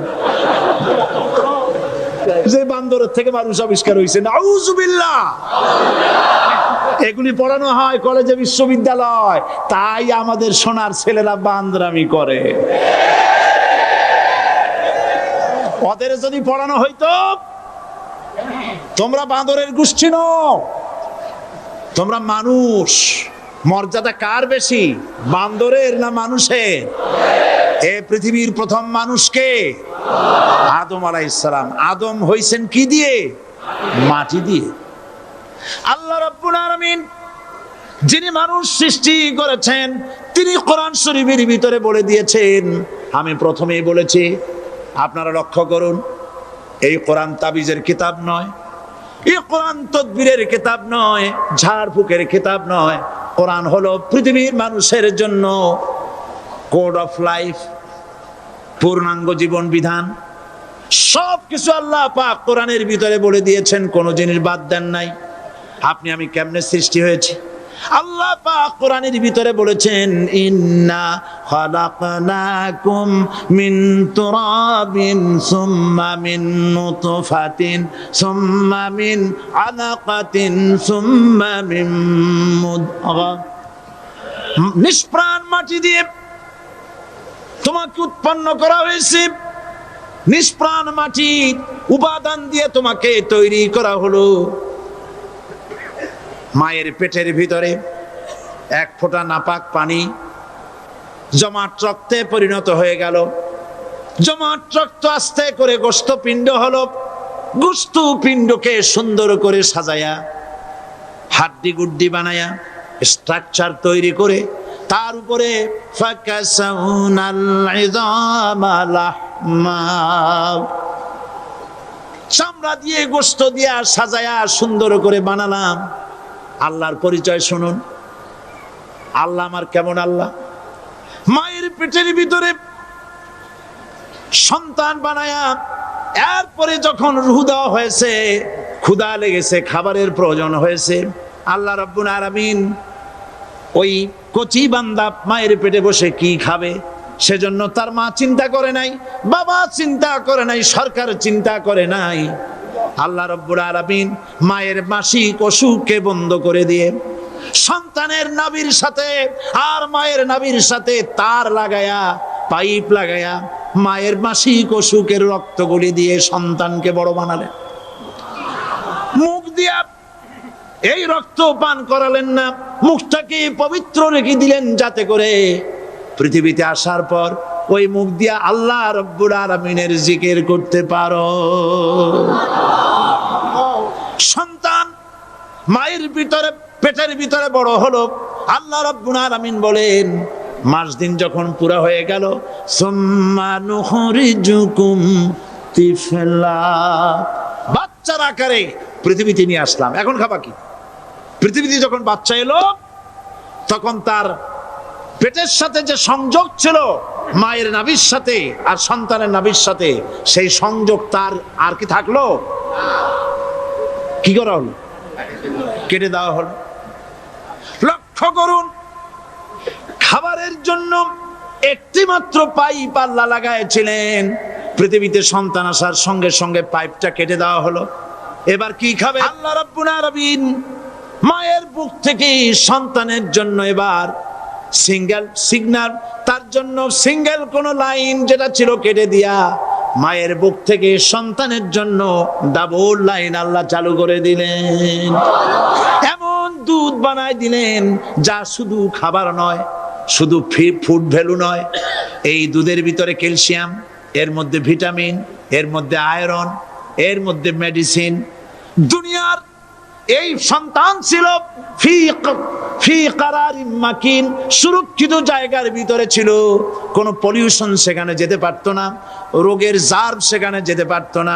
দুনিয়ায় এলো দূষিত আবহাওয়ার ভিতরে, এই সন্তানকে এখনই অ্যান্টিবায়োটিক খাওয়ালে পরে অসুবিধা হবে। আল্লাহ রাব্বুল আলামিন মায়ের দুধের ভিতরে ঔষধ দিয়া রোগের প্রতিষেধক বানায়া দিলেন। এ হলো আমার আল্লাহ। এ আমার কে? আল্লাহ। জোরে বলেন আল্লাহ। আল্লাহ। আল্লাহ রাব্বুল আলামিন মায়ের দুধ দিয়ে সন্তানকে বড় করলেন আর শোনায় দিলেন, খবরদার এই মায়ের সাথে, এই বাপের সাথে নাফরমানি করবি না। মা বাপের জন্য আমার কাছে দোয়া করবে, রব্বির হামহুমা কামা রব্বায়ানি সগীরা। সবাই পড়েন আমার সাথে, রব্বির হামহুমা কামা রব্বায়ানি সগীরা। আল্লাহ পাক শিখাই দিলেন বান্দারে আমার কাছে দোয়া করায়, আল্লাহ আমার মা বাপ আমাকে ছোটবেলায় যেভাবে স্নেহের কোলে লালন পালন করেছে, এইভাবে আমার মা বাপ তোমার রহমতের কোলে লালন পালন করো। মনে থাকবে ভাইরা? বলেন মনে থাকবে? প্রত্যেক নামাজের পরে মা বাবার জন্য দোয়া করবেন, বেঁচে থাকুক আর মরে যাক, দোয়া করবেনই। মনে থাকবে? রব্বির হামহুমা কামা রব্বায়ানি সগীরা। আবার পড়েন, রব্বির হামহুমা কামা রব্বায়ানি সগীরা। আল্লাহ পাক মায়ের মর্যাদা এত বাড়াইছেন, সাহাবী প্রশ্ন করেছে, ইয়া রাসূলুল্লাহ খেদমত করব কার? হুজুর বলেন তোমার মায়ের, তারপরে কার? তোমার মায়ের, তারপরে কার? তোমার মায়ের, তারপরে কার? তোমার পিতার। বাপের চাইতে মায়ের মর্যাদা আল্লাহ 3 গুণ বাড়াইয়া দিলেন, 3 গুণ বৃদ্ধি করে দিলেন। হাদিস শরীফে এসেছে, হযরত আবী হুরায়রা রাদিয়াল্লাহু তাআলা আনহু রাসূলের কাছে এসে রাতের বেলায় কাঁদতেছিলেন। হুজুর প্রশ্ন করলেন, আবু হুরায়রা কাঁদো কেন? হযরত আবু হুরায়রা বলছেন, হুজুর মা আমাকে মেরেছে। তিনি প্রশ্ন করলেন, আচ্ছা মা তোমারে মারলো কেন? তুমি কি কোনো বেয়াদবি করছো? তিনি বললেন না, তবে মারলো কেন?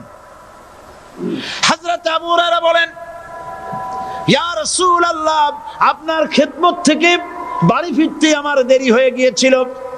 গভীর রাত্রে যখন বাড়ি গেছি, মা আমাকে প্রশ্ন করলেন, বাবা দেরি হলো কেন, কোথায় ছিলি? তাম পৃথিবীর মানুষ যেই কদম মোবারক চুমু দিতে পারলে ধন্য হয়ে যায়, সেই আখিরি জামানার পয়গম্বর নবী মুহাম্মদ রাসূলুল্লাহ সাল্লাল্লাহু আলাইহি সাল্লামের দরবার থেকে আসতে আমার দেরি হয়ে গেছে। ইয়া রাসূলুল্লাহ আমার মা আপনার নাম শুনে তার গা জ্বলে উঠল, তিনি কাফের মুশরিকা। আপনার নাম শুনে অগ্নি শর্মা হয়ে আমাকে ধরে পিটানো আরম্ভ করলেন আর বললেন, আবু হুরায়রা হয় মুহাম্মদ সাল্লাল্লাহু আলাইহি সাল্লামের বাড়ি ছাড়বি, নইলে আমার বাড়ি ছাড়বি, কি করবি বল? মার খেতে খেতে আমি বললাম, মা তোমার গায়ে যত শক্তি আছে আমারে মারো, তোমার বাড়ি শুদ্ধ, তাম দুনিয়াটা ছেড়ে দিতে পারি, মুহাম্মদ রাসূলুল্লাহর কদম মোবারক ছেড়ে দিতে পারি না। আল্লাহ। হুজুর আমার মা গলা ধাক্কা মেরে আমাকে বের করে দিয়েছেন। হুজুর বলছেন, আবু হুরায়রা, মা তোমাকে মেরেছে আর আমার কাছে নালিশ করছো, আমি তোমার মায়ের কোনো বিচার করতে পারবো না। সুবহানাল্লাহ। এত বড় পাওয়ারফুল নবী, শানওয়ালা, ইজ্জতওয়ালি, বরকতওয়ালি, এত বড় নবী বলছেন মা মেরেছে, আমার করার কিচ্ছু নাই। সুবহানাল্লাহ। তোমার মা মুশরিকা হোক আর যাই হোক, তোমার মা। সুবহানাল্লাহ বলেন। আমার বন্ধুগণ, হযরত আবু হুরায়রা বলেন, ইয়া রাসূলুল্লাহ, মায়ের বিরুদ্ধে কোনো অভিযোগ নিয়ে আমি আপনার কাছে আসি নাই। হুজুর বললেন, কেন আসছো বলো খুলে। আবু হুরায়রা বলেন, হুজুর আমি জানি আপনি আল্লাহর দরবারে যদি কোনো ব্যাপারে হাত তোলেন আল্লাহ মঞ্জুর করে ফেলেন। আপনি দয়া করে আমার মার জন্য দোয়া করেন, আল্লাহ যেন হেদায়েত দিয়ে দেন। আমার নবীজি দুখানে হাত উত্তোলন করলেন, বললেন, আল্লাহুম্মা ইহদি উম্মা আবি হুরায়রা, আয় আল্লাহ আমি দোয়া করতেছি আবু হুরায়রার মাকে হেদায়েত নসিব করো। হুজুর হাত তুলে মোনাজাত করছেন, আবু হুরায়রা দৌড় দিলেন বাড়ির দিকে। কয়েকজন সাহাবী হযরত আবু হুরায়রার জামা টেনে ধরেছে, এই ভদ্রলোক দৌড়ায় কেন? এত শান্ত মানুষ, কখনো গরম হয়ে কারোর সঙ্গে কথা বলে না, এই মানুষটা দৌড়ায় কেন? কোনো বিপদ হইল নাকি? জামা টেনে ধরে বলে, আবু হুরায়রা দৌড়াও কেন? হযরত আবু হুরায়রা বলেন, জামা ছেড়ে দাও, কোনো বিপদ আমার হয় নাই, আমি দৌড়াইয়া বাড়ি যাই দেখতে চাই। আমি দৌড়াইয়া আগে বাড়ি যেতে পারলাম না, আমার নবীর দোয়া আগে আমার বাড়ি চলে গেছে, আমি এটা দেখতে চাই। হযরত আবু হুরায়রা দৌড়াতে দৌড়াতে বাড়ি চলে গেছেন। দরজায় নক করলেন, ভেতর থেকে আওয়াজ এলো, কে? তিনি বললেন, আমি আবু হুরায়রা। মা দরজা খুলে দাও, আমি তোমার সন্তান। মা বললেন, বাবা অপেক্ষা করো, দরজা খুলতেছে। হযরত আবু হুরায়রা বলেন, মায়ের গলার আওয়াজের ভেতরে কুফরি কর্কশতা পেলাম না, মায়ের গলার আওয়াজের ভেতরে তাওহীদের নরমিয়াত পেলাম। আমার কাছে মনে হলো আমি আবু হুরায়রা বাড়ি আসার আগে নবীজির দোয়া আল্লাহর আরশে পৌঁছে গেছে।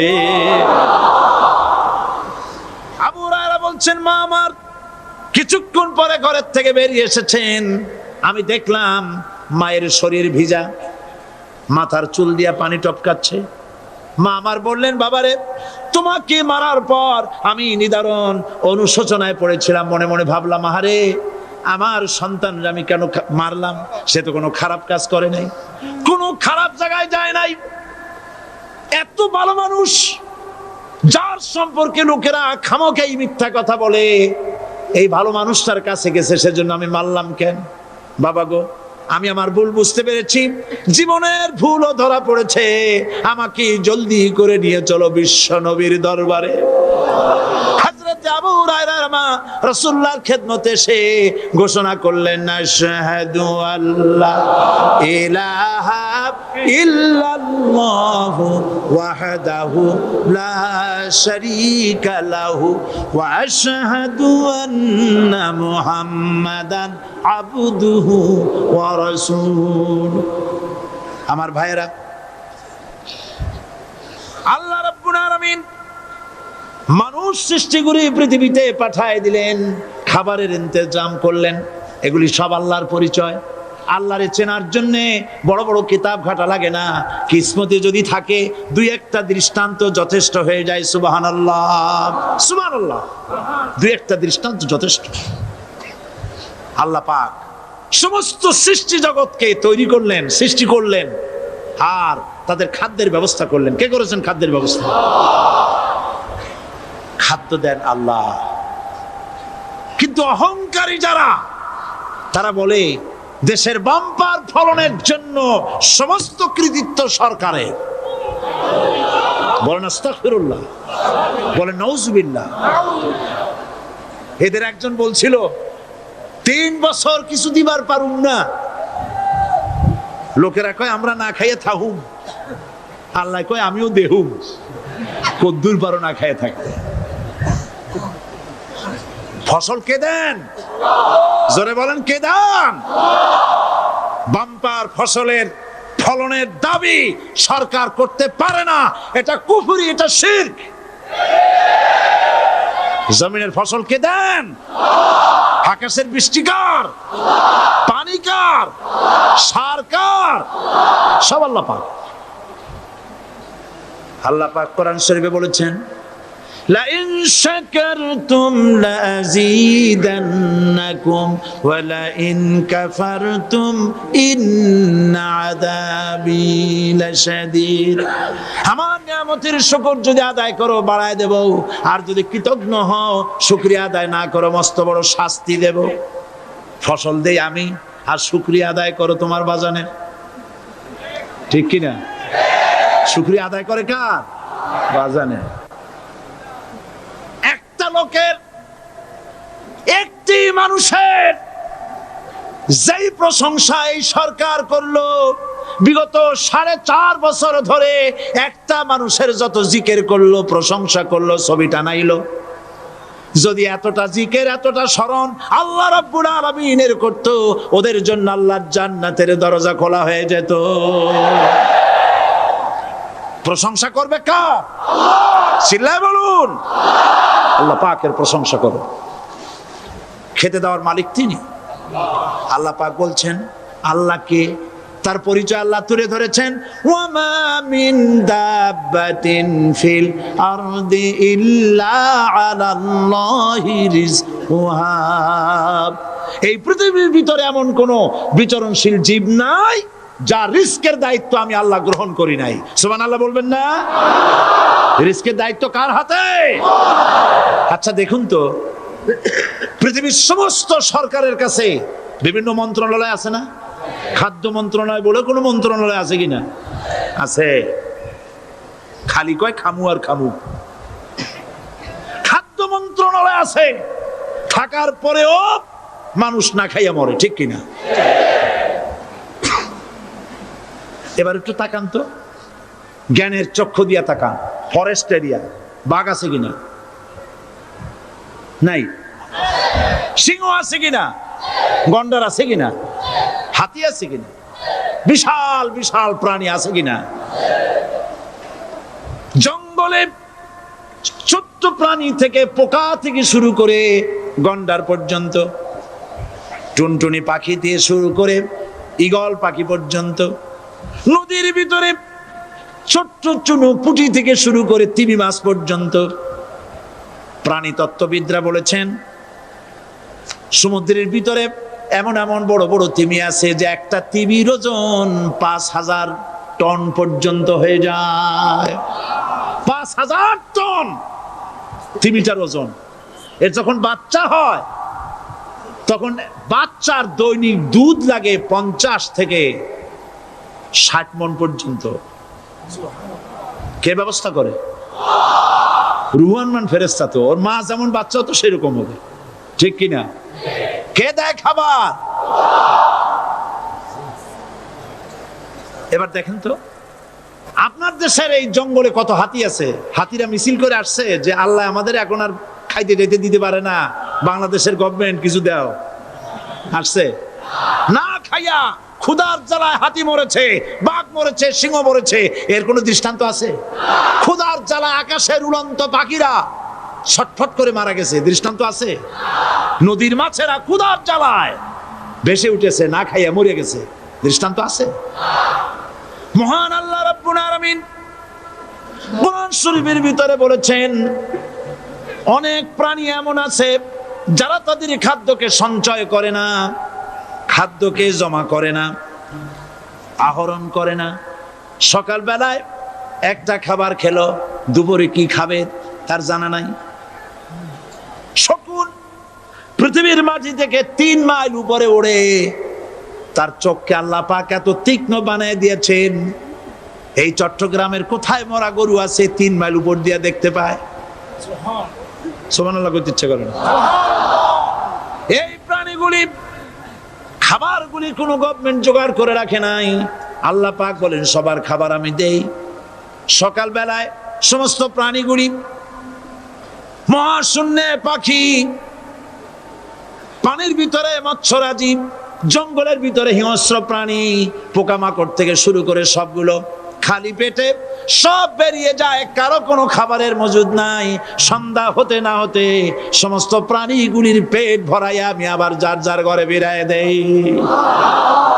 ওয়ামা মিন দাব্বাতিন ফিল আরদি ইল্লা আলাল্লাহি রিজকুহা। সমস্ত প্রাণীর রিজকের দায়িত্ব আমি আল্লাহর হাতে। কে দেয় রিজেক? জোরে বলুন, কে দেন?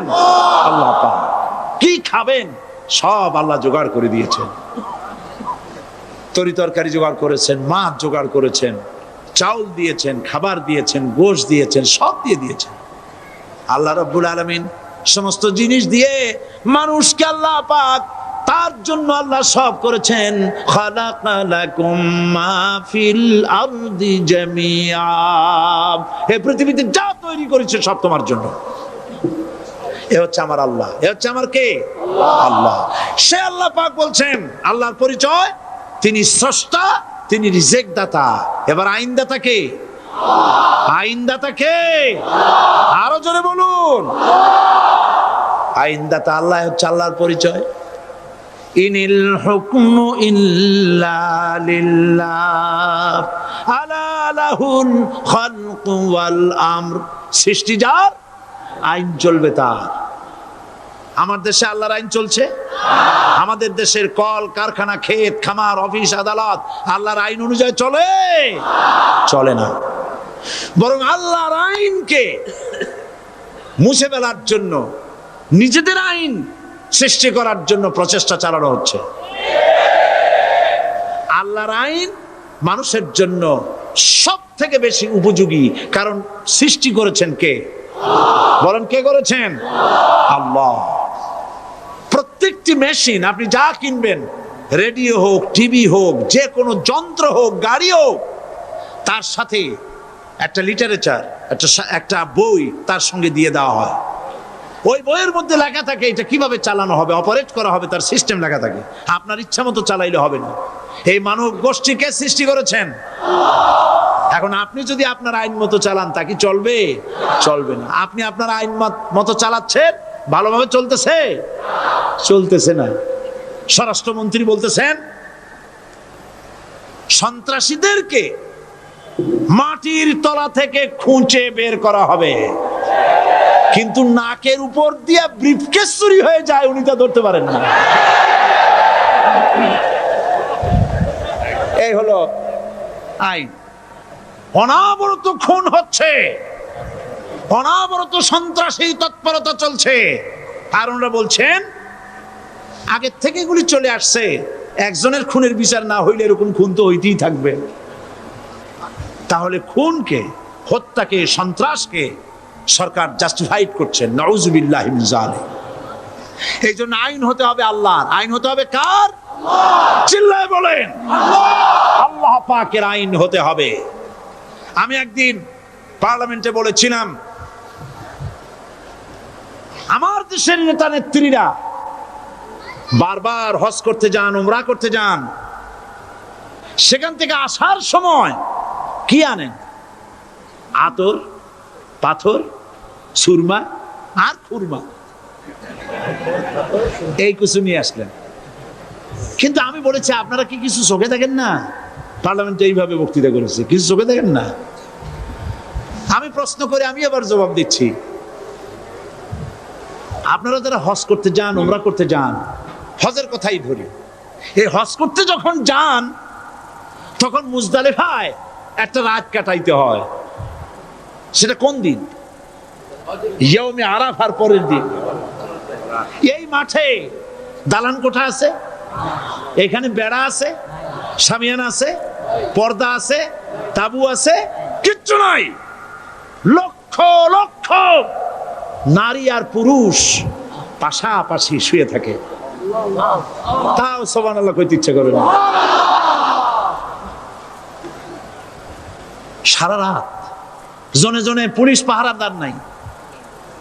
কিরকম মেয়ে এলো, চাঁদের সৌন্দর্য হার মানায় দিতে পারে এরকম সুন্দরী, এরকম সুন্দরী নারী, সুদর্শন পুরুষ পাশাপাশি রাস্তার ধারে মরুভূমির ভিতরে সারা রাত কাটাচ্ছে, ইয়াউমে আরাফার পরের রাতটা, একটা রাত পুরা। এভাবে চলতেছে বছরের পর বছর, শতাব্দীর পর শতাব্দী, সহস্রাব্দীর পরে সহস্রাব্দী। আমি প্রশ্ন করি, পৃথিবীর ইতিহাসে কেউ কি এমন কথা বলতে পেরেছে, লিখতে পেরেছে যে মুজদালিফার রাতে সেখান থেকে 10টা নারী হাইজ্যাক হয়েছে, 5টা নারী লাঞ্ছিত হয়েছে, বলতে পারবে? গভীর রাত্রে পুরুষ সঙ্গী ছাড়া সুন্দরী রমণী, যুবতী রমণী একাকিনী নিজের ঘর ছেড়ে আল্লাহর ঘরে তাওয়াফ করতে আসে।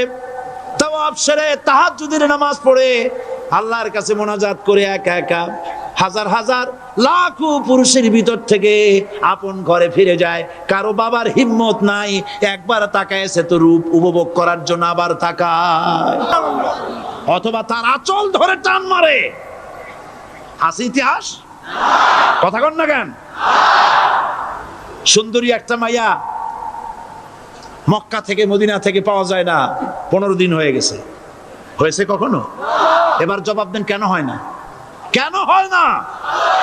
আমার দেশের মেয়েরা রাস্তা দিয়ে হাঁটতে পারে না। হাই স্কুল মেয়েদের কলেজ যখন ছুটি হয়, তথাকথিত সোনার ছেলেরা গেটের সামনে এতিমের মতো কারায় থাকে। অনবরত হাইজ্যাক হচ্ছে, ধর্ষণের সেঞ্চুরি হচ্ছে। আর ওখানে হয় না কেন? ওখানে হয় না এই কারণে, এই কোরআনের আইন আল্লাহ রাব্বুল আলামিন যে আইন দিয়েছেন, ওখানে আইন বলবৎ আছে। আছে নাকি? আছে কিনা? কোন পুরুষ কোন নারীকে ধর্ষণ করেছে যদি প্রমাণিত হয়, সে যদি ফাহাদের ছেলে হয় আর ফাহাদের মেয়ে হয়, কোরআনের শাস্তি হলো পাথর মেরে উড়াইয়া দাও। তাকে জানিয়ে দেওয়া হবে রেডিও টিভির মাধ্যমে, জেনাকারের ব্যভিচারীর শাস্তি হবে। চতুর্দিকে হাজারো লোকেরা দাঁড়াবে, হাতে পাথর নিয়ে পাথর মেরে তাকে তার গোশত হাড্ডি বাতাসের সাথে উড়ায় দেবে। একজন মানুষ আর একজন মানুষকে খুন করলো, এই আসামি ধরা পড়ে গেল, কোরআনের শাস্তি হলো যখন ধরা পড়বে প্রমাণিত হবে, যেমন ভাবে হত্যা করেছে পরেও হত্যা করো। এই দৃশ্য, এই আইন যদি বাংলাদেশে যদি এই আইন চালু হয়ে যেত, খুনের আসামি ধরা পড়েছে জেনার আসামি, প্রকাশ্য ময়দানে এলো, সাক্ষী প্রমাণে কোর্টে প্রমাণিত হলো সত্যি সে খুনি। এই বিশাল আউটার স্টেডিয়ামের মাঝখানে খুনি কি দাঁড় করাও, চতুর্দিকে হাজারো লাখো মানুষ থাকুক, রেডিও টিভির ক্যামেরা কার্যকর হবে, পত্র পত্রিকার সাংবাদিকরা আসবে, তরবারির এক আঘাতে খুনির কল্লাটা উড়ায় দাও, দেহটা নিঃসার হয়ে জমিনে পড়ে যাবে। এই দৃশ্য যারা দেখবে স্বচক্ষে, রেডিওতে, পত্র পত্রিকায়, আর 1 বছরের ভেতরে খুন করার হিম্মত কারো কলিজায় উঠবে? জেনাকারের পাথর মেরে উড়িয়ে দেওয়ার শাস্তি যদি চোখে কেউ দেখে, জেনা করার পুলক আর জাগবে? এটা নাম আল্লাহর আইন। এই আইন কার? এই আইন যতদিন পর্যন্ত বাংলার মানুষের, মুসলমানদের উপরে কার্যকরী না হচ্ছে, এই দেশে কার্যকরী না হবে, ততদিন পর্যন্ত হত্যা, ধর্ষণ, খুন বন্ধ হবে না। বন্ধ হবে। সুতরাং এই আইন হচ্ছে কার? আরো জোরে বলেন, আল্লাহ রাব্বুল আলামিন। মহান আল্লাহ রাব্বুল আলামিনের এই আইন অনুযায়ী যদি দেশ চলে, মানুষ শান্তি পাবে, চুরি বন্ধ হবে, ডাকাতি বন্ধ হবে, জেনা বন্ধ হবে, হত্যা ধর্ষণ বন্ধ হয়ে যাবে। নবীজি এমন একটি আইন চালু করে দিয়ে, কোরআনের বিধান চালু করে দিয়ে এমন একটা সমাজ চালু করেছিলেন, যেই সমাজ সম্পর্কে হুজুর নিজে বলেছেন, খায়রুল কুরুনে কারনি, সর্বশ্রেষ্ঠ যুগ হলো কার যুগ? আমার যুগ। সুবহানাল্লাহ বলেন। রাসূলের যুগ হলো সর্বশ্রেষ্ঠ যুগ। সেই কোরআন সেই হাদিস আজও আছে না নাই? বলেন জোরে, আজও আছে না নাই? সেই কোরআন এবং সুন্নাহ দিয়ে দেশ শাসন হোক, এটা কি আমরা চাই? কারা কারা চাই দু হাত উঁচু করে দেখান।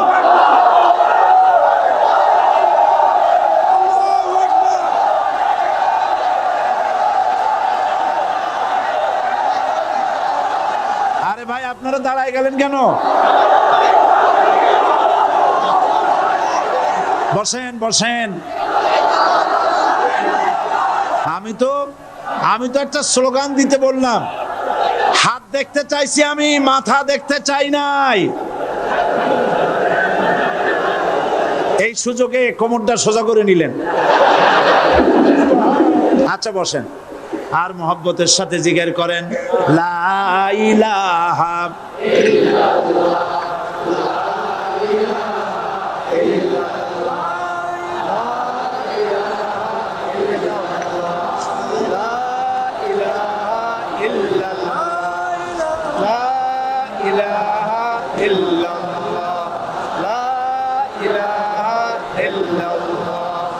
জোরে সরে সবাই জিকির করেন লা ইলাহা ইল্লাল্লাহ, লা ইলাহা ইল্লাল্লাহ, লা ইলাহা ইল্লাল্লাহ, লা ইলাহা ইল্লাল্লাহু মুহাম্মাদুর রাসূলুল্লাহ।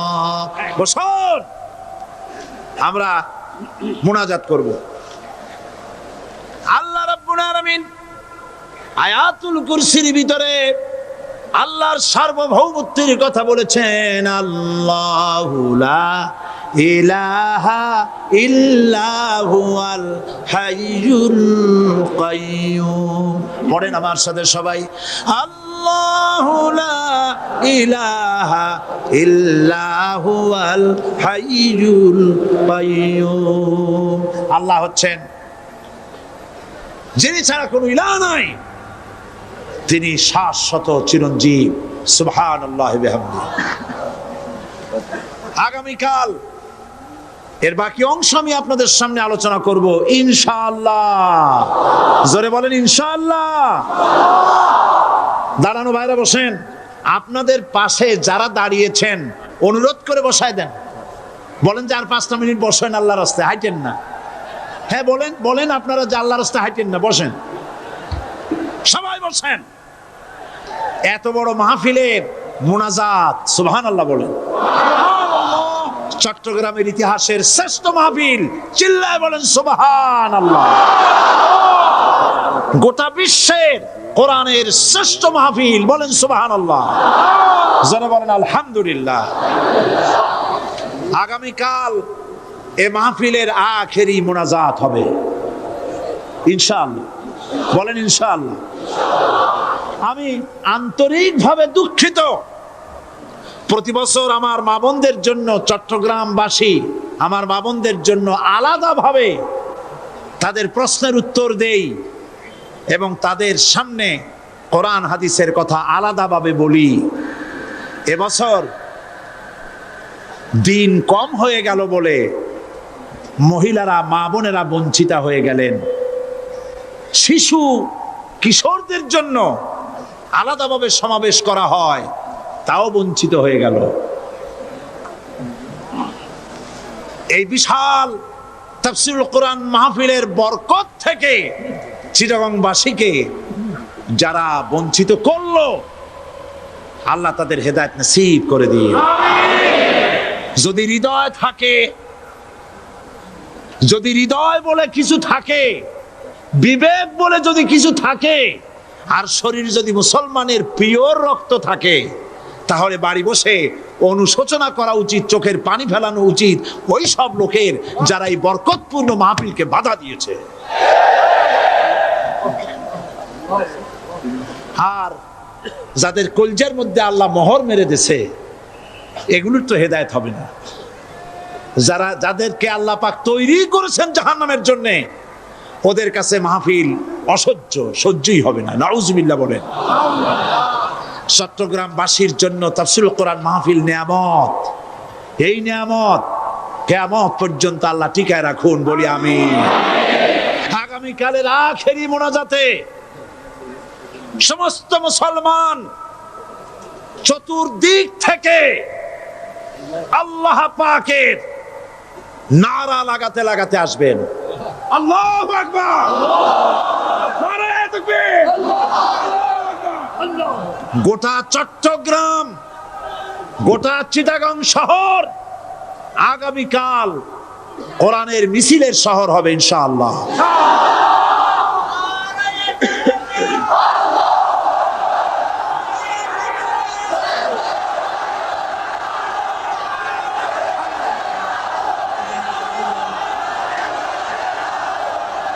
সকল ধন এবং সম্পদের মূল মালিক হচ্ছেন আল্লাহ পাক। সমস্ত ধন সম্পদের মালিক কে? আল্লাহ সুবহানাহু ওয়া তাআলা। কোরআনে কারীম বলছে, লিল্লাহি মা ফিস সামাওয়াতি ওয়া মা ফিল আরদ। আকাশ এবং জমিনের ভিতরে যা কিছু আছে সব কিছুর মালিকানা কার? জোরে বলেন কার? আল্লাহ রাব্বুল আলামিন হচ্ছেন এর একচ্ছত্র মালিক। সুতরাং বান্দাদের কাছে কিছুদিনের জন্য এগুলিকে আমানত রাখা হয়েছে। আমাদের ঘর আছে, বাড়ি আছে, ব্যবসা আছে, বাণিজ্য আছে, জায়গা আছে, জমিন আছে, গরু আছে, বাছুর আছে, এই সবগুলি কিছুদিনের জন্য আমাদের কাছে কি রাখা হয়েছে? আমানত। আমানতের মাল আপনি আপনার ইচ্ছা মতো খরচ করতে পারবেন না। আমানতের মাল কি ইচ্ছা মতো খরচ করা যায়? যায় না। আমানতের মালকে খরচ করতে হলে মূল মালিকের ইচ্ছা অনুযায়ী খরচ করতে হবে। মূল মালিককে আল্লাহ রাব্বুল আলামিন বলছেন, ইন্নাল্লাহা ইশতারা মিনাল মুমিনিনা আনফুসাহুম ওয়া আমওয়ালাহুম বিআন্না লাহুমুল জান্নাহ। আমি আমার মুমিনের জান এবং মালকে খরিদ করে নিয়েছি, বিনিময় জান্নাত দিয়ে দিয়েছি। তোমার কাছে যে জান আছে, মাল আছে, এটা তোমার নয়, এটা আমার আমানত তোমার কাছে। সুতরাং এই আমানত খরচ করতে হবে মূল মালিকের ইচ্ছা অনুযায়ী। সমাজের এক শ্রেণীর লোক প্রচুর বিত্তের মালিক হবে, সমাজের এক শ্রেণীর লোক প্রচুর বিত্ত এবং সম্পদের মালিক হয়ে ভোগ বিলাসের আনন্দের স্রোতে ভেসে যেতে থাকবে, নিজেকে ভাসিয়ে দেবে। আর এক শ্রেণীর লোক অনাহারে অর্ধাহারে কষ্ট করবে। এ বিধান ইসলামের নয়। কেউ থাকবে 10 তলায় আর কেউ থাকবে গাছতলায়, কেউ খাবে পোলাও, কোরমা, বিরিয়ানি, আর কারো কিসমতে মরুচ পোলাও হবে না। এ বিধান আল্লাহর নয়। ইসলামের বিধান হচ্ছে এই যে আল্লাহ যে সব সম্পদ মানুষকে দান করেছেন, এই সম্পদের ভিতরে বিত্তহীনদের অধিকার রাখা হয়েছে। বিত্তহীন যারা গরিব, যাদের কিছু নাই, তারা আপনার করুণার পাত্র নয়। কি বলেন? তারা কি ধনীদের করুণার পাত্র? কোরআনে কারিমে আল্লাহ বলেন, ওয়াল্লাযীনা ফি আমওয়ালিহিম হাক্কুন লিস-সাইলি ওয়াল মাহরুম। ধনীদের সম্পদের ভেতরে গরিবদের, বিত্তহীনদের অধিকার রয়েছে। সে অধিকার আদায় করে দাও। দান করা এমনি দিয়ে দাও এক জিনিস, গরিবদেরকে, বিত্তহীনদেরকে ইসলাম করুণার পাত্র বানায় নাই, বলেছে অধিকার।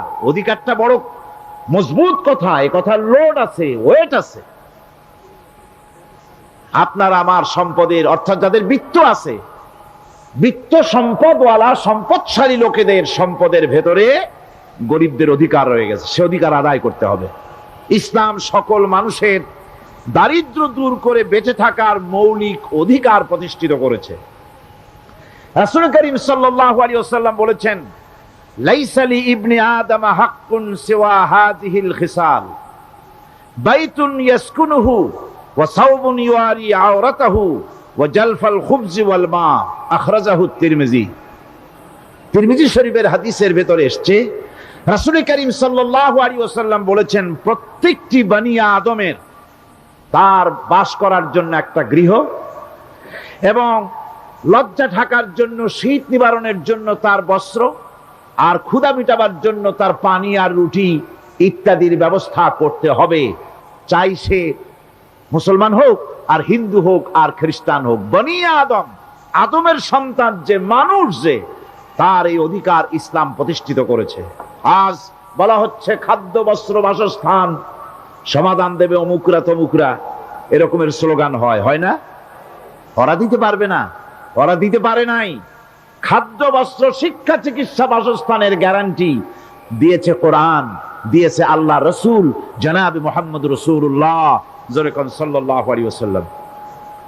ইসলাম অর্থনৈতিক নিরাপত্তার জন্য যে সব পন্থা অবলম্বন করেছে, সেটা হচ্ছে যে সমাজের কর্মক্ষম সকল ব্যক্তি রুজির জন্য পরিশ্রম করবে, কেউ বসে থাকতে পারবে না।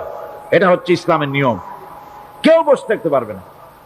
কোরআনে কারীম বলছে, ফাইদা কুদিয়াতিস সালাতু ফান্তাশিরু ফিল আরদ ওয়াবতাগু মিন ফাদলিল্লাহ। ফাইদা কুদিয়াতিস সালাত, যখন তোমার নামাজ সম্পূর্ণ হয়ে গেল, ফান্তাশিরু ফিল আরদ, ছড়িয়ে পড়ো আমার জমিনের উপরে, ওয়াবতাগু মিন ফাদলিল্লাহ, আর আমার অনুগ্রহ অনুসন্ধান করো। রুজি কামানো কোনো খারাপ জিনিস না। কেউ মনে করে সারাদিন বসে বসে আল্লাহর জিকির করব, কেউ দুনিয়াটারে ঝামেলা মনে করে জঙ্গলে চলে যেতে চায়, এটা নিয়ম না। আপনি বসে থাকতে পারবেন না, আপনাকে কাজ করতে হবে। রুজি কামাই করাটাকে কোরআনে কারিমে এতটা সম্মান দিয়েছে, যেটাকে ফদলুল্লাহ বলা হয়েছে। ফদলুল্লাহ, এটা আল্লাহর অনুগ্রহ। সুবহানাল্লাহ বলেন। এটাকে ফদলুল্লাহ বলা হয়েছে, এটা জিনাতুল্লাহ বলা হয়েছে। আপনি যে কাপড় চোপড় ব্যবহার করেন, এই কাপড় চোপড়ের ব্যাপারে আল্লাহ পাক প্রশংসা করেছেন, কাপড় চোপড় সুন্দর পরতে বলেছেন। তারপরে রুজি রোজগার হালাল করতে বলা হয়েছে, এবং রুজি কামাবার ব্যাপারে হালাল ভাবে রুজি কামাবার জন্য ইন্সপিরেশন দেওয়া হয়েছে কোরআন এবং হাদিসে। রাসূল করিম সাল্লাল্লাহু আলাইহি ওয়াসাল্লাম বলেছেন, আল কাসিবু হাবিবুল্লাহ, সহস্তে যে উপার্জন করে সে আল্লাহর বন্ধু। যে ব্যক্তি ঠেলা গাড়ি চালায়, কুলি মজুর, রিক্সা চালায়, নিন্দা নাই, তাকে নিন্দা করা যাবে না।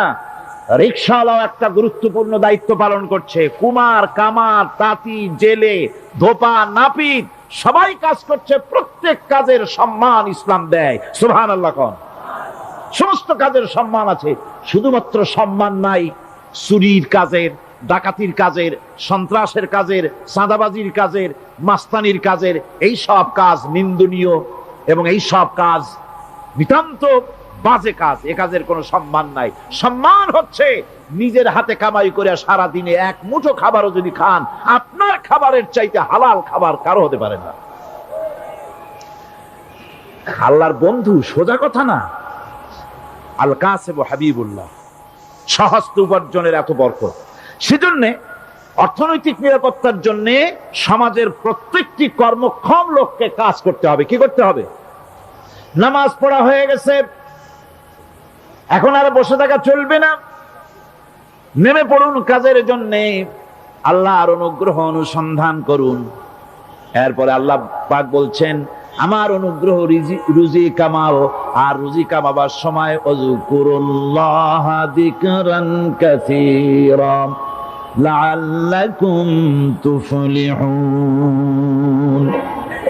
আর জিকির করবা আমার বেশি, আমার জিকির করবা।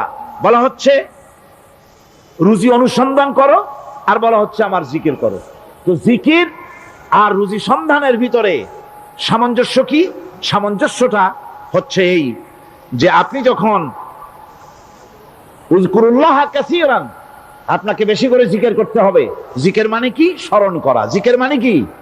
স্মরণ করা। আল্লাহকে স্মরণ করেন। রুজি যখন কামাতে যাবেন স্মরণ করবেন কারে? চিল্লায় কোন কারে? আপনি রুজি কামাবার জন্য চাকরি করতেছেন, অফিসে বসে যদি আল্লাহ রাব্বুল আলামিন আপনার স্মরণে থাকে, তাহলে ঘুষ খাওয়া আপনার জন্য সম্ভব হবে না। কথা ঠিক কিনা? আল্লাহ পাক বলছেন, রুজি কামাবার জন্য তুমি যে পরিশ্রম করবে, ওই পরিশ্রমের সময় বেশি বেশি জিকির করো, আমারে স্মরণ রাখো। অফিসে বসে যখন তুমি কাজ করবে, আমি যদি স্মরণে থাকি, তাহলে তুমি ঘুষ খাইতে পারবে না। তুমি জমিন চাষ করবে, জমিন চাষ করার সময় আমি যদি তোমার স্মরণে থাকি, জমিনের আইল ঠেলা তোমার পক্ষে সম্ভব হবে না। যত রকমের রুজির রোজগারের পথ আছে, আমাকে স্মরণ করো, খারাপ পথ থেকে বাঁচো, হালাল ভাবে রুজি কামাও। হালাল রুজির ভিতরে আল্লাহ রব্বুল আলামিন বরকত দিয়ে দিবেন। আর কাজ করার জন্য বলা হয়েছে, রাসূল করিম সাল্লাল্লাহু আলাইহি ওয়াসাল্লাম বলেছেন, ইজা সাল্লাইতুমুল ফাজরা ফালা তানুমু আন তালবি আরযাকিকুম। ফজরের নামাজ পড়া হয়ে গেছে, ঘুমায়ও না। আমাদের একটা আম অভ্যাস হয়ে গেছে ফজরের নামাজ পড়ে ঘুমানো। হাদিস শরীফে বলা হচ্ছে, ফজরের নামাজ পড়া হয়ে গেছে, ঘুমায়ও না। রুজি তালাশ করো, রিজিক তালাশ করো, নিজের সাহায্য করো, অন্যকে সাহায্য করো, নিজের সংসারের জন্য কাজ করো, অন্যের জন্যও করো। হালাল ভাবে রুজি কামাই করে বউকে একটা ব্লাউজ কিনে দিয়েছেন, একটা শাড়ি কিনে দিয়েছেন, বাচ্চাকে ক্লাসের বই কিনে দিয়েছেন, বাজার থেকে মাছ তরিতরকারি কিনে। অক্ষম ব্যক্তিদেরকে সহযোগিতা করবে, যারা নাকি উপার্জন করতে পারে না, ওই জাতীয় লোকদেরকে তারা সহযোগিতা করবে। ওয়াকফুলু গানিয়ুহুম ফাকিরাহুম, সেই সমাজের যারা নাকি সামর্থ্যবান, তারা রোজগার করবে এবং গরিবদেরকে সহযোগিতা করবে। আল্লাহর নবী বলেছেন, সে ব্যক্তি মুমিন নয়, সে ব্যক্তি মুমিন নয়, সেই ব্যক্তি মুমিন নয়। সাহাবায়ে কিরাম হতচকিত হয়ে উঠলেন, প্রশ্ন করলেন, নবীজি কোন ব্যক্তি মুমিন নয়? আল্লাহর নবী বলেন, যেই ব্যক্তি পেট পুরে আরাম করে ঘুমায় গেল এ কথা জানার পর, যে তার প্রতিবেশী না খেয়ে শুয়ে আছে, ক্ষুধার যন্ত্রণায় কাতরাচ্ছে, এ কথা জানার পরে যেই মুসলমান ব্যক্তি আরাম করে পেট ভরে খেয়ে ঘুমায়, সে কখনো মুমিনের দাবি করতে পারে না, মুমিন হতে পারে না। কত বড় কথা! ইসলাম মানুষকে তাগিদ করেছে তার প্রতিবেশীর উপরে লক্ষ্য রাখার জন্য, তার প্রতিবেশীকে লক্ষ্য রাখার জন্য, গরিব মানুষের প্রতি লক্ষ্য রাখার জন্য। রাসূল করিম সাল্লাল্লাহু আলাইহি ওয়াসাল্লাম বলছেন, আইয়ু রাজুলিন মাতা দিয়ান বাইনা আগনিয়ায়ে ফাকাদ বারিয়াত মিনহুম জিম্মাতুল্লাহি ওয়া রাসূলিহি।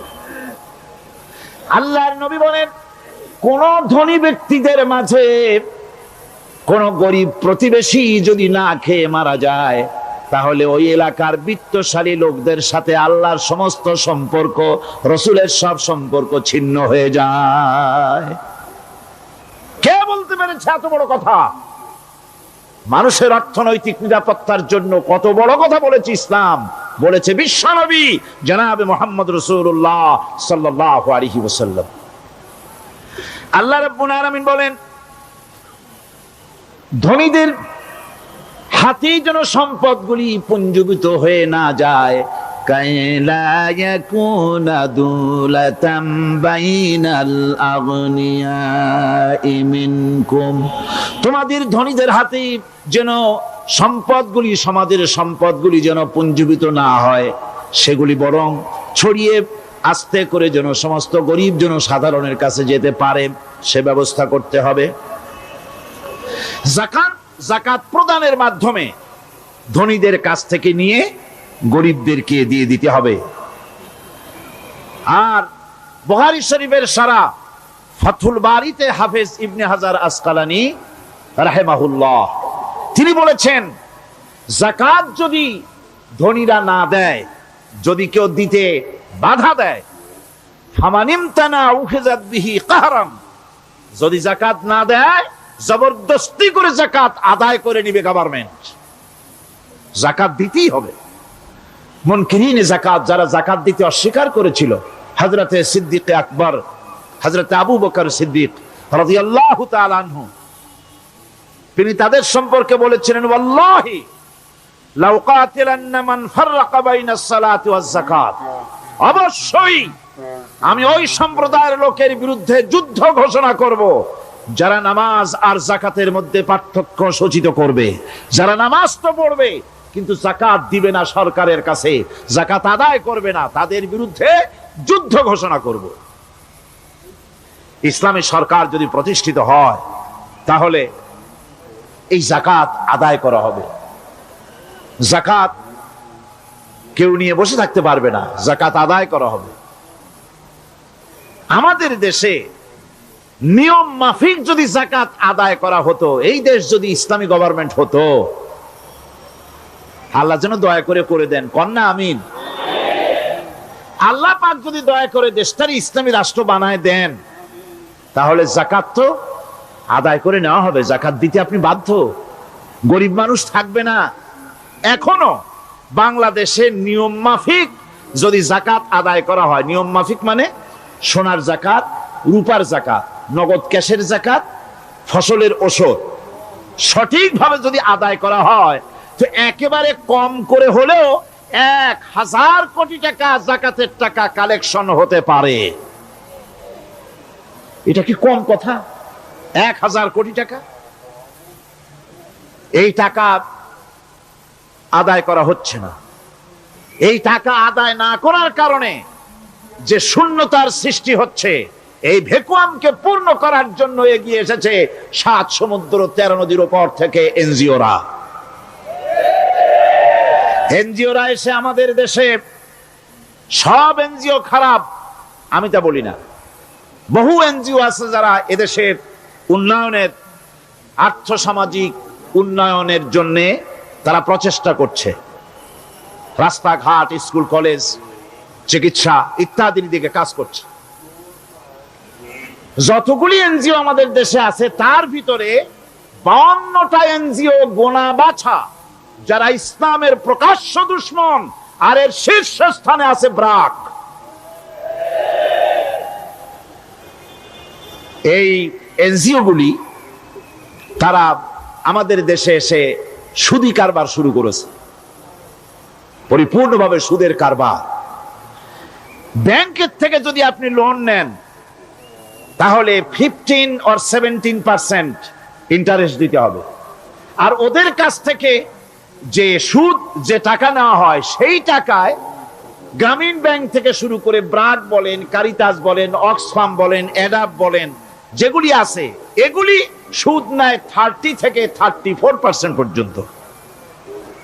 গোটা জাতিকে গ্রাম পর্যায়ে তারা সুদের নিবিড় চাষ করতেছে, ঘরে ঘরে সুদ পৌঁছে দিয়েছে, মুসলমান নারীদেরকে বেহুরমতি করেছে, ইসলামের ঐতিহ্য ধ্বংস করতেছে, নারীদেরকে বিপর্দা করতেছে, আমার দেশের ফ্যামিলি স্ট্রাকচারকে এনজিওরা ধ্বংস করে দিচ্ছে।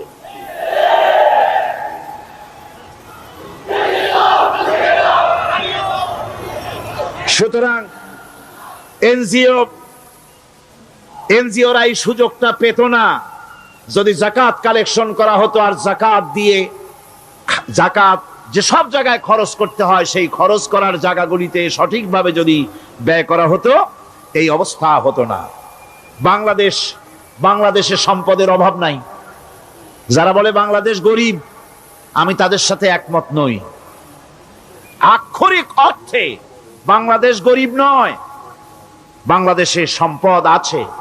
বাংলাদেশে যে জিনিসটার অভাব, সেটা হচ্ছে ইনসাফ ভিত্তিক বন্টনের অভাব। এখানে কেউ তো 1000 বিঘা জমির মালিক, বিঘা বুঝেন না কি কন আপনারা? কানি। কেউ তো 1000 কানির মালিক, আর কারো তো রান্নাঘর উঠাবার জায়গা নাই। কথাটা ঠিক কিনা? কেউ তো শত শত কোটি টাকা, কত কোটি টাকা যে আছে তা হিসাব করে মাসখানেক লাগবে, গুনিয়া খুলাইতে পারবে না। আর কারো তো একটা ট্যাবলেট কেনার পয়সা নাই। সুতরাং আমার দেশে যেভাবে গরিব বলা হয়, আক্ষরিক অর্থে ওইভাবে আমার দেশ গরিব নয়। আমাদের দেশে সম্পদ আছে, বহুত জমি অনাবাদি ফেলে রাখা হয়েছে। রাসূল করিম সাল্লাল্লাহু আলাইহি ওয়াসাল্লাম বলেছেন, সেই ব্যক্তির জমিন রাখার অধিকার নাই যে ব্যক্তি তা চাষের আওতায় না আনে। আছে না বহুত জমি পড়িয়া? আবাদযোগ্য জমি আমাদের দেশে আছে যা, তার 2,40,00,000 একর। আমাদের ভূমি সম্পদ রয়েছে, বনজ সম্পদ যা আছে সেটা হচ্ছে 32,53,800 60 একর জুড়ে বিরাট বনজ সম্পদ আমাদের আছে, ভূমি সম্পদ আছে, বনজ সম্পদ আছে। আমাদের রয়েছে পানি সম্পদ, প্রায় 250 নদী, 3600 বর্গ মাইল জুড়ে নদীগুলো প্রবাহিত আছে। আমাদের পানি সম্পদ আছে, আমাদের গ্যাস সম্পদ আছে, যে গ্যাস অন্তত 100 বছর চলতে পারে। প্রত্যেক বাড়িতে বাড়িতে গ্যাসের সংযোগ দিলেও 100 বছরে ফুরাবে না। আলহামদুলিল্লাহ কইতে ইচ্ছা করে না? জোরে কোন আলহামদুলিল্লাহ। আমাদের গ্যাস সম্পদ রয়েছে, আমাদের মৎস্য সম্পদ আছে, পশু সম্পদ আছে, কৃষি সম্পদ আছে, আরো রয়েছে বিপুল জনশক্তি। জনশক্তিকে আজ সবচাইতে বার্ডেন মনে করা হয়। জনশক্তিকে বলা হয় বাংলাদেশের সবচাইতে বড় সমস্যা, জনশক্তি সমস্যা। এটা হচ্ছে যে সরকার আসে তারই ভূতে পায়, যে যায় লঙ্কা সে আর মানুষ হালে ফেরে না, মানুষগুলি তার জন্য জ্বালা। অথচ এই মানব শক্তি হচ্ছে শ্রেষ্ঠ শক্তি। ইউনিভার্সিটি জনমের মতো না বাড়াইয়া, এখন তো ইউনিভার্সিটি দাবি করতেছে সকলে, গ্রামে গঞ্জে থানায় রান্নাঘরে সব জায়গায় কয় আমাদের ইউনিভার্সিটি দাও। আর ইউনিভার্সিটির ফজিলত কি তা তো আমরা দেখতেইছি। এর থেকে বেশি করে পলিটেকনিক ইনস্টিটিউট, ভোকেশনাল ইনস্টিটিউট ইত্যাদি যদি বানানো হতো, ভিক্ষার হাতকে কর্মীর হাতে যদি পরিণত করা যেত, মানুষগুলিকে যদি কর্মক্ষম করা যেত, তাদেরকে যদি মডার্ন টেকনোলজি যদি শিক্ষা দেওয়া যেত, তাহলে এই মানব শক্তি রপ্তানি করে বা পৃথিবীর বিভিন্ন দেশ থেকে মূল্যবান বৈদেশিক মুদ্রা অর্জন করা যায়। সেটা না করে মানুষ হইছে জ্বালা, জনমের মতো এদেরকে মারো। এটা হচ্ছে ট্রেনের 3rd ক্লাস প্যাসেঞ্জার্স মেন্টালিটি। সেটা কিরকম? সেটা হচ্ছে ট্রেনে যখন মানুষ চলে 3য় শ্রেণীতে, একবার উঠে বসলে সে অন্যের জন্য জায়গা ছাড়ে না। জায়গা খালি আছে, আর একজন এসে বললে ভাই আমার একটু বসতে দাও, কয় না ভাই এখানে লোক আছে। আসলে কিন্তু লোক নাই। আপনি যদি বলেন যে সেই লোক আসলে আমি জায়গা ছেড়ে দেবো, ততক্ষণ তো বসি। আপনি বসলেন, এরপরে আপনি তো বুঝছেন যে লোকটা ফাঁকিতেছে, ওই চিন্তা আপনার মধ্যেও ঢুকবে, আর একজন আসবে বসার জায়গা আছে, আপনি বলবেন না এখানে জায়গা নাই। ট্রেনের 3rd ক্লাস প্যাসেঞ্জারদের যে মানসিকতা, বর্তমান মুসলিম দেশগুলির সরকার প্রধানেরা ঠিক ট্রেনের 3rd ক্লাস প্যাসেঞ্জারদের চাইতো 3rd ক্লাস। মানব শক্তিকে কাজে লাগাবার চিন্তা না করে উল্টা চিন্তা তারা করছেন। এত সম্পদ থাকা সত্ত্বেও বাংলাদেশ আজ যে অভাব সৃষ্টি হয়েছে তা কৃত্রিম, এবং তা সৃষ্টি হয়েছে এটা এর একমাত্র দায়ী এর জন্য রাজনৈতিক ষড়যন্ত্র। রাজনৈতিক ষড়যন্ত্রের কারণেই এই অভাব সৃষ্টি হয়েছে।